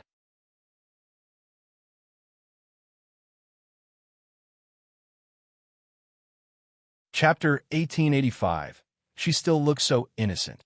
Chapter 1885. She still looks so innocent. Feng Sun snorted. I'll wait until your Master Ju makes his choice. Ranmil's stomach lurched, and she had a bad feeling. Why? That's simple. Crossing his arms, Feng Sun gave Master Ju a half-smile. He's trying to kill Xiao Wu, isn't he? I'll stay with him and see how he's going to do that. Without knowing where Feng Wu was, that was the best way to stop Master Ju from killing her. Ranmil had wanted to come up with a plan with Master Ju to kill Feng Wu after Feng Sun entered the hall, but that wouldn't happen now. However, Ranmil smirked. While Feng Sun and Xian Yi guarded Master Ju, no one had any idea that Ranmil wanted to kill Feng Wu as well. To them, she was still as innocent and kind as she always appeared to be. She smiled and said, Fine. My dear young lords, you can stay here with my senior master. I'm off. She gave Master Ju a meaningful look as she spoke. Master Ju stared at the third plate. Ranmil immediately took the hint. Master Ju had been trying to deduce which section Feng Wu had entered, and he noticed that the third plate was a little dimmer than the other 8. One couldn't tell with the naked eye, but it was detectable with spiritual essence. Ranmil smiled a little. I'll just pick one then. Wish me good luck. The next second, she entered the third section. Sister, wait. I'm coming with you. Sapphiro had been observing her sister the entire time. The two of them grew up together, and Sapphiro had been tricked many times by Ranmil's innocent facade. That was why she had been observing Ranmil. As expected, she saw the interaction between Ranmil and Master Ju. She realized that Ranmil wanted to kill Feng Wu, and she didn't want to miss that. Therefore, when Ranmil teleported into the third section, Sapphiro followed her. Feng Sun stared at Master Ju. Which one are you going to pick? We'll keep you company. Master Ju reasoned in his head. Ranmil was a spiritual lord powerful enough to be the lord of the kingdom, whereas Feng Wu was only a level 7 spiritual elder. No matter how smart she was, the best she could do was defeat someone a level higher. She wouldn't stand a chance against Ranmil. Well, there are so many people here. The crowd her voice.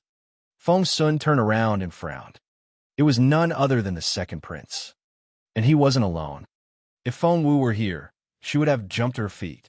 Because the person next to the second prince was none other than Zui Qingxian. Hadn't Feng Wu killed him already? Why was he here? Zui Qingxian was a little pale, and he looked grimmer than before. Other than that, he was the same. Master Ju smiled a little. The second prince was Jun Linyuan's rival, whereas Feng Sun was Jun Linyuan's man. The enemy of an enemy was a friend. It seemed that he could partner up with the second prince.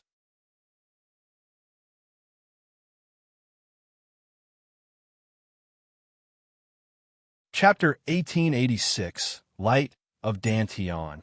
Chapter 1886, Light of Dantian. Your Royal Highness. Master Ju greeted the second prince first, which was very rare for him. The second prince glanced at Master Ju in surprise, because the proud man had never initiated a conversation ever since he showed up, but now, when he saw Feng Sun, he immediately realized what was going on. Interesting. Very interesting. At the same time, Feng Wu rushed forward as soon as she entered the third section. According to the White Fairy, 999 steps into the third section, she would find what she needed in the third room on the left. The treasure hunt was a difficult task for other people, but because of the White Fairy's tips, she didn't encounter any difficulty at all. Squeak! Feng Wu pushed the door open and was met with a sea of golden light. The translucent light all came from the pure spiritual essence that could solidify one's dantian, which Feng Wu needed the most right now. She was elated. It would be some time before Master Ju and the others got here, so Feng Wu sat down cross-legged, closed her eyes, and concentrated. Soon, she started cultivating. The dots of light around her seemed to line up and began to enter Feng Wu's body in turn as she breathed in and out. Usually, it would be very difficult for Feng Wu to obtain these dots, and she had to refine them bit by bit. But here, they were ready to be absorbed. She didn't need to refine them at all. Excited, Feng Wu circulated the light she absorbed through her energy channels. The light then moved to her dantian and began to take effect. Feng Wu's dantian was rapidly being solidified, and the dots of light in the room were disappearing as well. As time went by, they grew fewer and fewer in number. 80%, 50%, 30%. By the time there was only 10% of the light left, Feng Wu's dantian had reached an amazing state. It would be enough even for a spiritual lord. Since this was a rare opportunity, Feng Wu wasn't going to waste any of the light because she didn't know when she would have such an opportunity again. She sat there and went on absorbing the light. 8%, 5%, 3%. Just then, Feng Wu's eyelashes quivered and she opened her eyes. Enemies were approaching. Feng Wu held the Ghost King's seal tighter, looked at a sealed closet nearby, and smiled. She now realized where the dots of light came from. Right at that moment, thump! There was a loud thump. The door opened. Sapphiro came in first. Behind her was Ranmil, who looked as pure as a white lotus. Finally, she and Feng Wu met again. Feng Wu, it really is you. Seeing that Feng Wu was all by herself, Sapphiro shook from head to toe with excitement. She had been waiting for this moment for too long. Are you absorbing the light of dantian? Ranmil stared at Feng Wu with cold eyes. Her eyes turned red when she saw the dots of light floating in the air.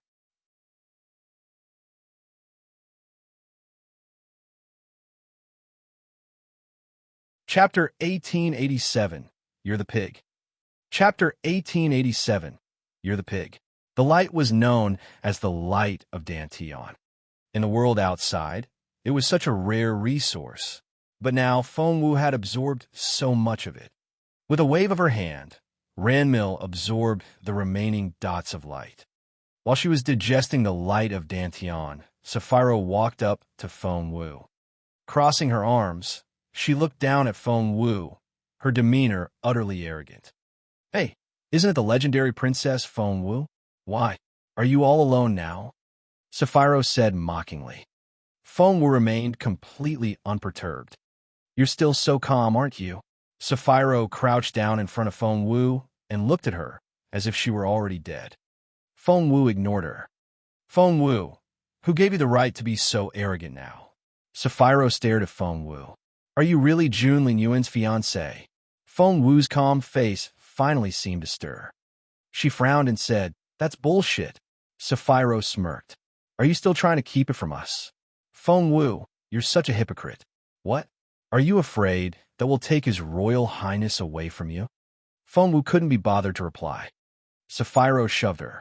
What's that look on your face? You can't be bothered to talk to me? That's right. You're the future wife of His Royal Highness. Of course we're not good enough for you. Feng Wu frowned. I told you already. That's not true. You're his fiancé. Stop denying it. Sapphiro said angrily. Feng Sun said it himself, and Xian Yi didn't deny it either. They can't both be lying. Feng Wu frowned even deeper. But our engagement was cancelled. Before she could go on, Sapphiro shoved her again. Feng Sun told us that it was never cancelled. You're still Jun Linyuan's future wife. Feng Wu stared at her in astonishment. Sapphiro looked at Feng Wu and shook her head. She then turned to Ranmil and said, "Sister, do you see that face? She's such a good actress. She acts as if she doesn't know anything about it." Feng Wu said, "I really don't." Sapphiro sneered at Feng Wu and sighed. "Feng Wu, to be honest with you, you have a lot of qualities that I like. You're smart, pretty, and resourceful. But do you know what I hate about you the most? You can be such a hypocrite." She pointed at Feng Wu and yelled, "I hate it that you said nothing when you knew about your relationship with His Royal Highness. I hate that you never told anyone about how respectable you actually are. You're so fake. If you told us about your relationship with His Royal Highness from the beginning, I would never have tried to do anything to you. But you're just too fake and too good at hiding. Your acting was so believable that I took the risk.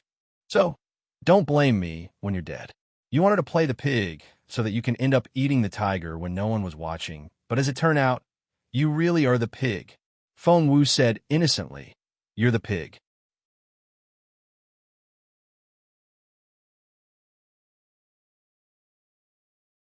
Chapter 1888, Clever Feng Wu 1. Chapter 1888, Clever Feng Wu 1. "I'm not arguing with you." Sapphiro rolled her eyes at Feng Wu. "Don't you know you're going to die?" Feng Wu looked innocently at Sapphiro and shook her head. "No, I don't." Sapphiro smirked and gestured at Ranmil.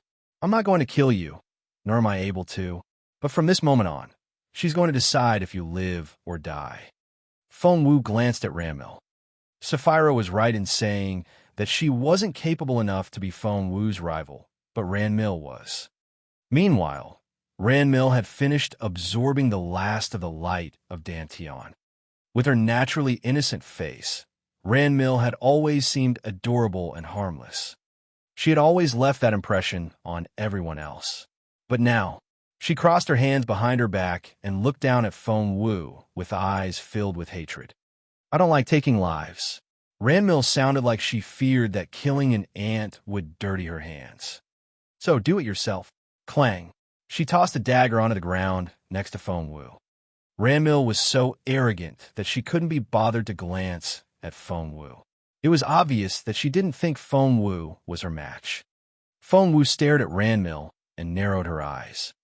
Sapphiro had fallen into Feng Wu's trap before and had learned her lesson. She stepped back all the way to the entrance. The fight was between Ranmil and Feng Wu, and guarding the door was all that Sapphiro was going to do. "You won't do it yourself, then?" Ranmil glanced at Feng Wu. Feng Wu smirked. Ranmil sounded confused. "Your dead body will be intact if you take your own life. If I do it, you'll be in pieces. Don't you understand?" Feng Wu went on smirking. Ranmil said scornfully, "Why are you making me do it?" She looked at her fair hands and sounded a little distressed when she said, "When His Royal Highness holds them one day, will he mind that they were once covered with blood? Well, I'll never be able to hold his hands if I don't kill you." Ranmil seemed to be convincing herself, but she didn't even take out her weapon. She thought so little of Feng Wu. Dying, she slowly struck down at Feng Wu. The strike seemed so slow and gentle, but it contained half the power of a spiritual lord. Feng Wu stumbled back. Ranmil smirked. How dare a woman like that try to compete with her? She didn't even turn around to look because she was convinced that Feng Wu was going to die. She shook her head at Sapphiro. "I've heard about this Zhua Qingluan from the Junwu Empire. She's supposed to be as talented as she is beautiful. Only someone like her is good enough to be my rival. As for this woman, she's just an ant." But Sapphiro cried out at that moment. Surprised, Ranmil turned to look. She immediately frowned. Countless ghosts were flying out of the cabinet. There were at least 1,000 of them, and they were all spiritual elders.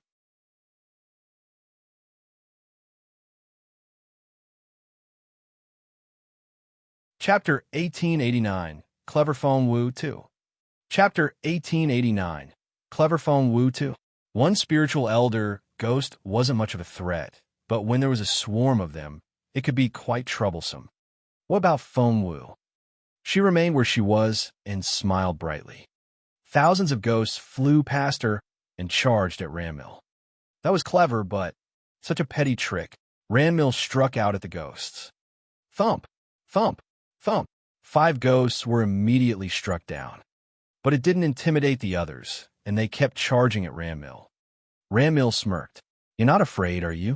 I'll destroy you all." She wasn't in a rush to kill Feng Wu, because to her, Feng Wu was dead already, and she didn't believe that Feng Wu could escape. "Feng Wu, I'll show you how easily I can kill spiritual elders." Ranmil deliberately showed off her skills in front of Feng Wu. Thump, thump, thump, thump, thump, thump. Thousands of ghosts were smashed and kicked away by Ranmil, turning into dots of light before they disappeared. Eventually, they were all destroyed, and Feng Wu was all by herself again. Ranmil turned around and glanced at Feng Wu with a smirk on her face. "Feng Wu, is that all you can do?" Feng Wu smiled.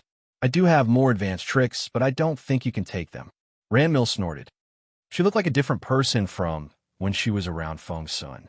Feng Sun saw Ranmil as an innocent and harmless princess, but now she couldn't be any more arrogant. "Are you sure you can take it?" Feng Wu smiled. Ranmil snorted. "You're running out of tricks, aren't you?"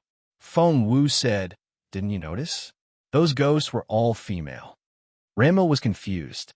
Feng Wu grinned. "So, where do the male ones go?" An idea seemed to hit Ranmil, and she stared at Feng Wu. "Enjoy the next part, then. They can't wait to spend some quality time with you." Feng Wu smiled innocently. Ranmil was shocked when the male ghosts entered the room, because their eyes were filled with desire. "Feng Wu, you!" She was furious. The way they looked at her made her feel like she had been stripped of all her clothes. It was very unpleasant. However, she didn't have time to blame Feng Wu anymore, because a group of male ghosts were slowly approaching her. "Go away! Go away!" Ranmil waved her fists. She didn't even dare open her eyes, because none of them were wearing any clothes. "Feng Wu, I'm going to kill you." Ranmil finally lost her temper. Of course, Feng Wu wouldn't wait there to be killed. While Ranmil was throwing a tantrum, Feng Wu slipped out a back door. That was close, she thought to herself.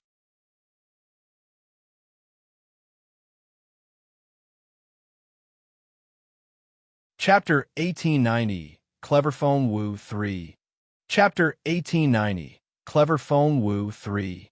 If she hadn't found the ghosts hidden in the back room earlier, and if she hadn't had the Ghost King seal that could order the ghosts around, she would have been killed by now. Go, go, go. While Ranmil was trapped, Feng Wu ran away as fast as she could. Sapphiro noticed as well, but she was also surrounded by the naked ghosts and didn't have the energy to stop Feng Wu. "Disappear, all of you." Ranmil's face turned livid, and she was forced to use a skill that she had been hiding from everyone else. She activated the purifying skill, and the entire room seemed to be covered with snow. When the white light dissipated, the ghosts had all disappeared, and Feng Wu was nowhere to be found. Ranmil's face turned very dark. She could see those naked men whenever she closed her eyes. Arg! She felt like throwing up. "Feng Wu, I'm going to kill you." Ranmil felt her energy fluctuate inside her, and she had to try very hard to suppress it. "I really underestimated her," Ranmil murmured, her voice filled with hatred. "You actually know what would work on me." Ranmil's specialty was purification and lifting spells, and she had to avoid all unclean things. If her mind was disturbed, both skills would be affected. "Sister, are you all right?" Sapphiro only walked out of her hiding corner after all the ghosts disappeared. Ranmil stared at Sapphiro. Her sister was such a good-for-nothing. Sapphiro felt her stomach lurch when she saw the angry look on Ranmil's face. She immediately forced a smile and said, "Sister, that Feng Wu is abominable. I can't believe that she got away. Why can she control the ghosts? Why?" Ranmil was confused. Cough, cough. Sapphiro knew the answer, because she had seen Feng Wu manipulating ghosts earlier, and she also knew that Feng Wu could do it because she had the Ghost King seal. What frustrated Sapphiro was that Feng Wu had received that seal from her. Every time she thought about it, Sapphiro wanted to slap herself. "What do you know?" Ranmil stared at her sister. When Feng Sun and the others were around, Ranmil was very gentle toward her sister. Since the two of them were alone, there was no need for her to pretend anymore. Huh? What? Saphiro didn't like Feng Wu, but she didn't like Ranmil either. Ranmil would definitely kill her if she told her that she had given Feng Wu the seal by mistake. No, she couldn't tell her sister. That's so strange. Feng Wu is only a mediocre cultivator. How could she control those ghosts? Saphiro sighed. Useless. Ranmil threw a dirty look at her sister and ignored her completely. In fact, if Ranmil had paid a little more attention to Saphiro.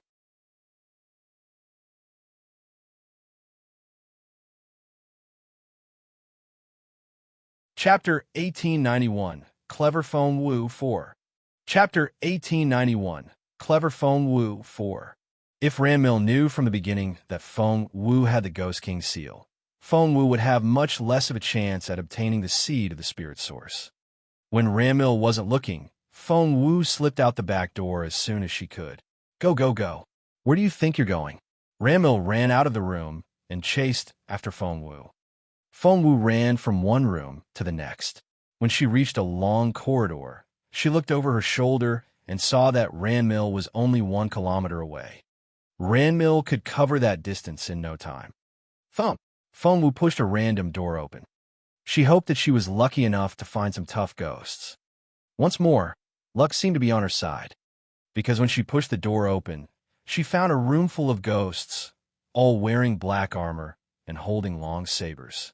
They stared at Feng Wu. Feng Wu was elated. These ghosts seemed very well trained and would be more than enough to stop Ranmil.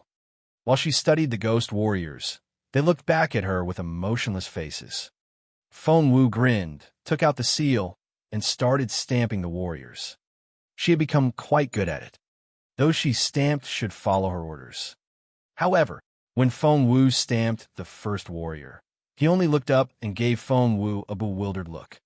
The second warrior also stared at Feng Wu in bewilderment when she stamped him, as if he was looking at an idiot. Feng Wu was going to stamp them all when her stomach lurched. Something wasn't right.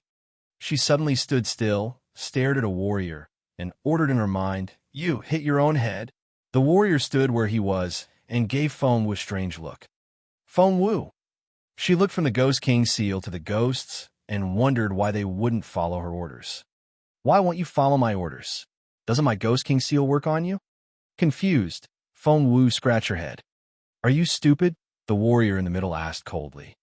Feng Wu noticed that he wore the armor of a general, while the others were dressed like common soldiers. Feng Wu stared at him. The general found Feng Wu's question idiotic. Poor human. Since you're going to die, I'll tell you. Feng Wu didn't know what to say. The general said, Your Ghost King seal can only order the White Legion around. We're the Black Robe Legion. Feng Wu. White Legion and Black Robe Legion. She looked down at her Ghost King seal and saw that the ghost was right. Only the White Fairy's side had lit up, indicating that Feng Wu had gained her recognition, whereas the other two sides remained dark. That was to say, it wouldn't work on the other two legions. What now? Feng Wu felt rather awkward. She wondered if she should back out of the room now. Just then, there was a loud bang.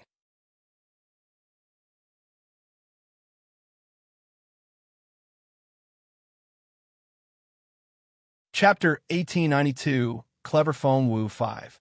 Chapter 1892, Clever Feng Wu 5. Feng Wu had closed the thick bronze door behind her, but Ranmil kicked it open. The door flew off and fell at the general's feet. The general was furious. Here was the greatest defense. Ranmil's angry face appeared in the empty doorway.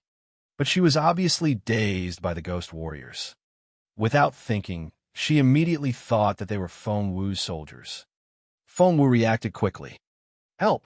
She rushed toward Ranmil. Ranmil was stunned. She had no idea what Feng Wu was playing at.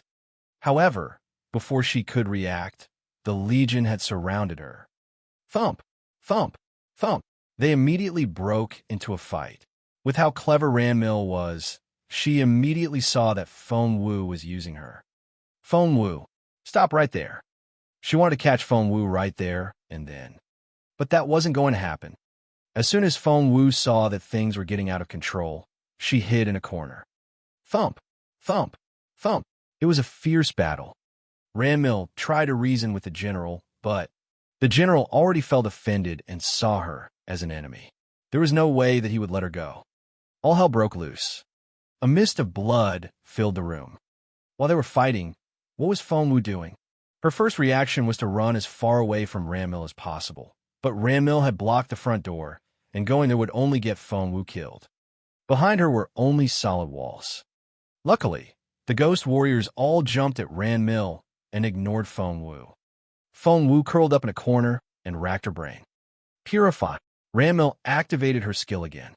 It was very effective. Once she activated it, dozens of ghost warriors were annihilated. But the skill had its shortcoming as well. It cost a lot of spiritual essence. After activating the skill twice, her face became very pale, and she only had less than half of her spiritual essence left. But there were still a lot of ghost warriors. As soon as Ranmil stopped, they closed in like a swarm of ants. Therefore, Ranmil had to keep using the skill. Purify, purify, purify. Her face turned even paler as she used the skill. Fengwu was secretly elated to see Ranmil being drained of spiritual essence. But as the ghost warriors fell, she also felt uneasy. She had to find a way out. She turned her attention to the solid walls and activated her spiritual essence. Suddenly, ding! She felt a pain in her head, as if someone had just punched her. Here, she found a strange spot on the wall. It looked and felt the same as everywhere else, but there was something different. She tried to press down, but she realized that she didn't have enough spiritual essence to do so. That was to say, although she had found the door, she couldn't get in because she wasn't a spiritual lord yet. There's treasure on the other side. Little Phoenix suddenly stuck out its head and said,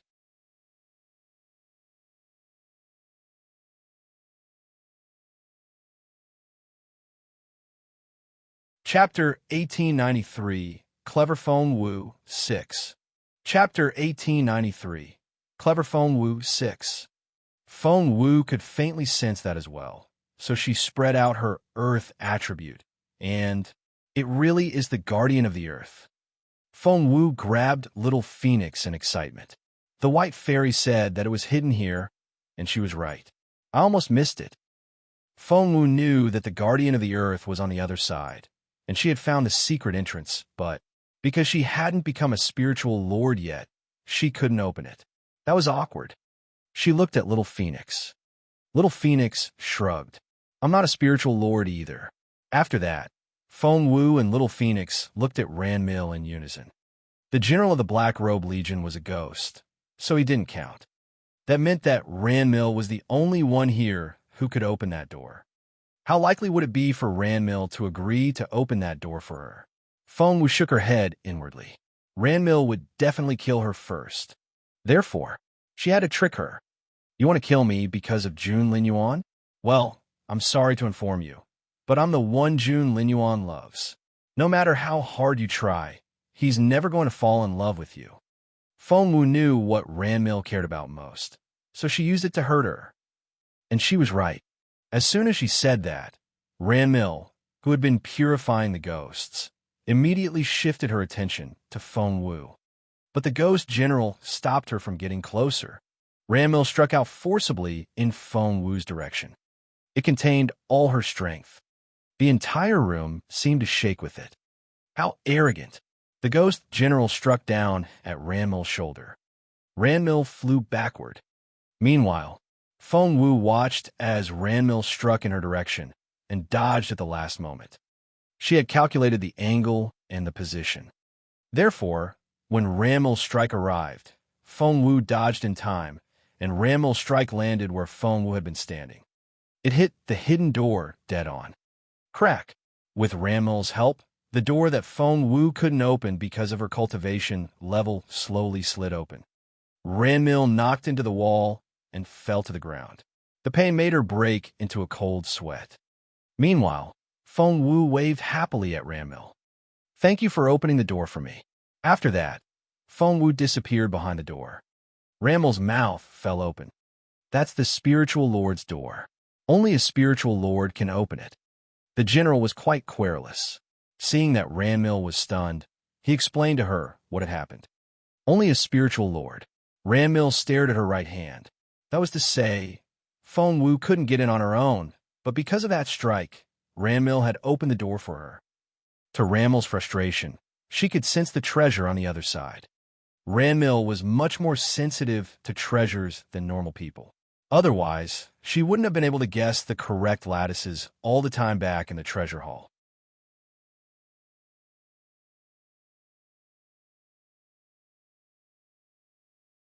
Chapter 1894, Clever Feng Wu 7. Chapter 1894, Clever Feng Wu 7.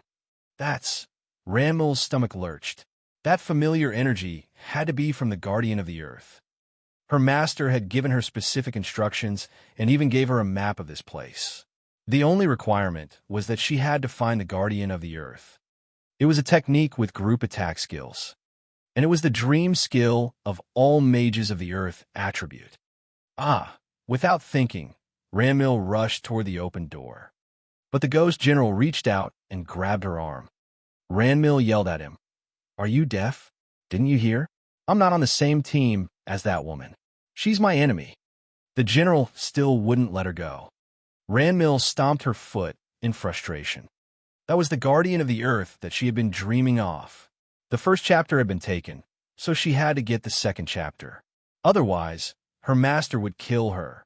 But no matter how hard she struggled, the general just wouldn't let go. "Hey, that woman is going after the treasure. Aren't you worried?" Ranmil tried to persuade him. The general shook his head. "Someone will take it. It makes no difference who it is." Ranmil said, "Let go of me, then. I'll take it." The general said decisively, "No." Ranmil asked, "Why not?" The general said, "Fight me." Ranmil asked, "Can I fight you after I take the treasure?" The general frowned and wouldn't be persuaded. "You fight me." Ranmil said, "Go fight Feng Wu. I have things to do." The general snorted. "No, you fight me." Ranmil tried to shake off his hand. "I don't have the time. I won't fight you. Let go of me." When Ranmil finally got rid of the general, she rushed toward the door. But the general then caught her by the waist. Ranmil shouted, "Let go of me." The general threw Ranmil to the ground, but Ranmil jumped to her feet and tried to dash off again. But the general caught Ranmil in time and threw her back down. This series of actions was repeated several times until Ranmil became desperate. Her spiritual essence was drained, and her forehead was covered with sweat. "Why are you after me? Why not Feng Wu? Why?" This was so unfair. The general actually answered her. "She's too weak. Your capability is just about right. I can kill her with one strike. Where's the fun in that? But you're different. Although you're slightly weaker than me, you're good enough to fight me." Ranmil didn't know what to say. Was it her fault that she was too capable? After that, the general stopped playing nice. He dragged Ranmil back and smashed her to the ground. Again, Ranmil didn't know what to say. Was this general a retard? Did he think that she was playing with him? Why would he ignore Feng Wu but throw her around like a punching bag?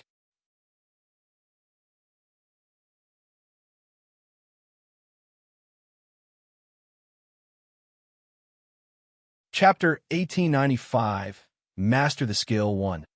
Chapter 1895, Master the Skill 1. Ranmil thought that she was going to explode. But the general was more capable than her and unbelievably stubborn. There was nothing she could do but get thrown around like a sandbag.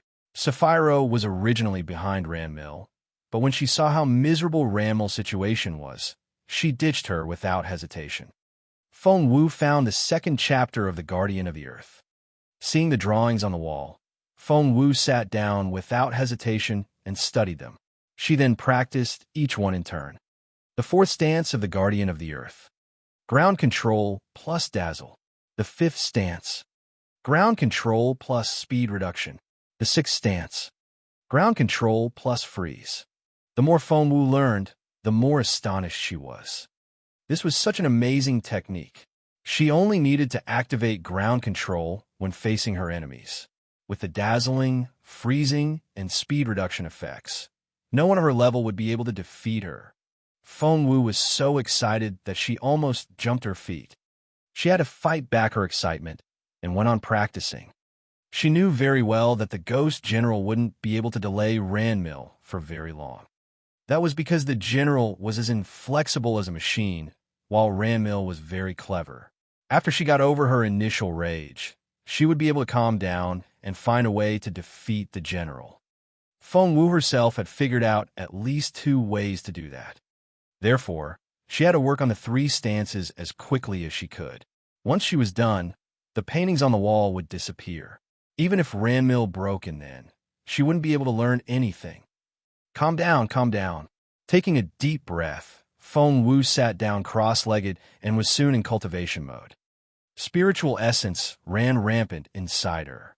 Ground control plus dazzle. Done. Ground control plus speed reduction. Done. Ground control plus freeze. Done. That was so fast.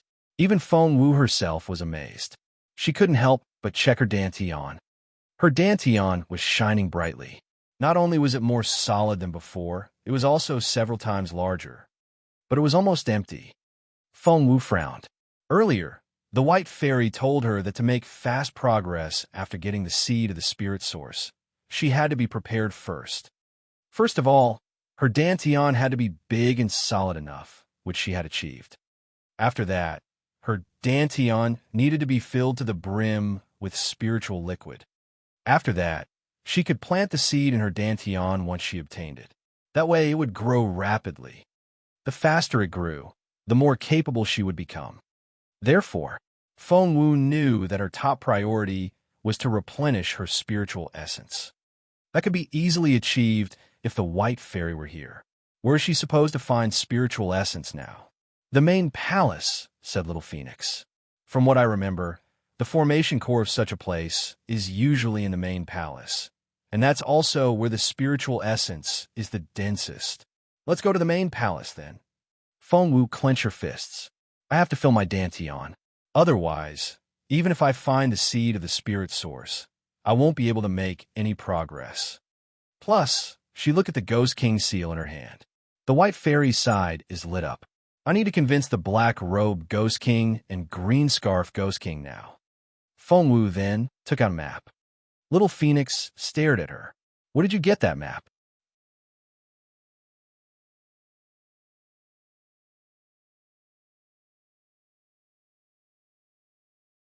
Chapter 1896, Master the Skill 2.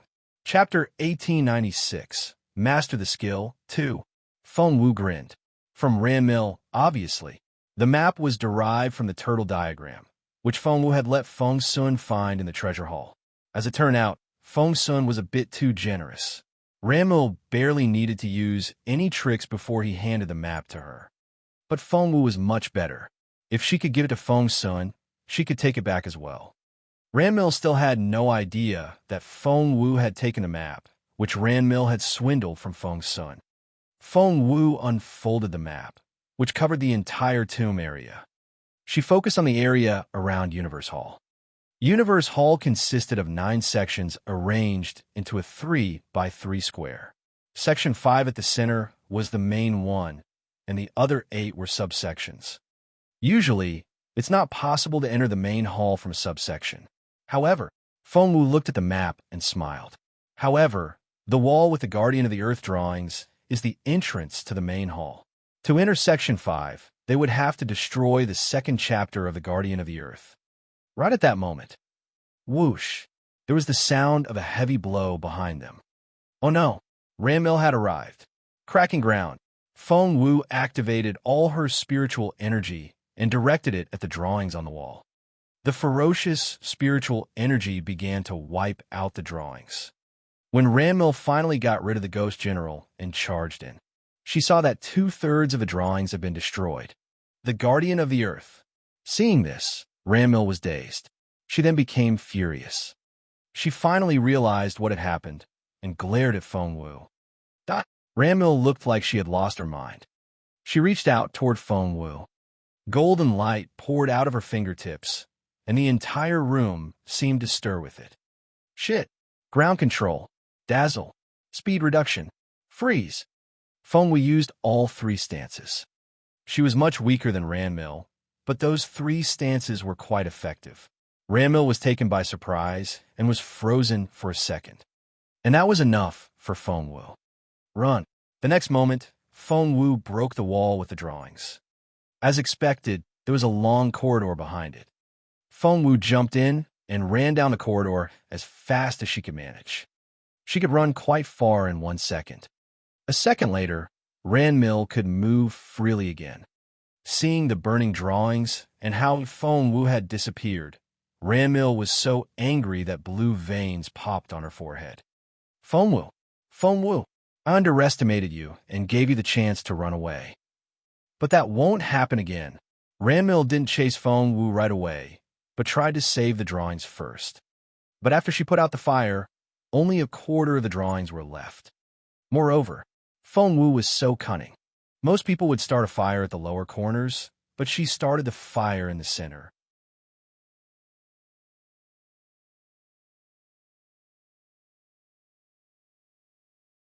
Chapter 1897, Master the Skill 3. Chapter 1897, Master the Skill 3.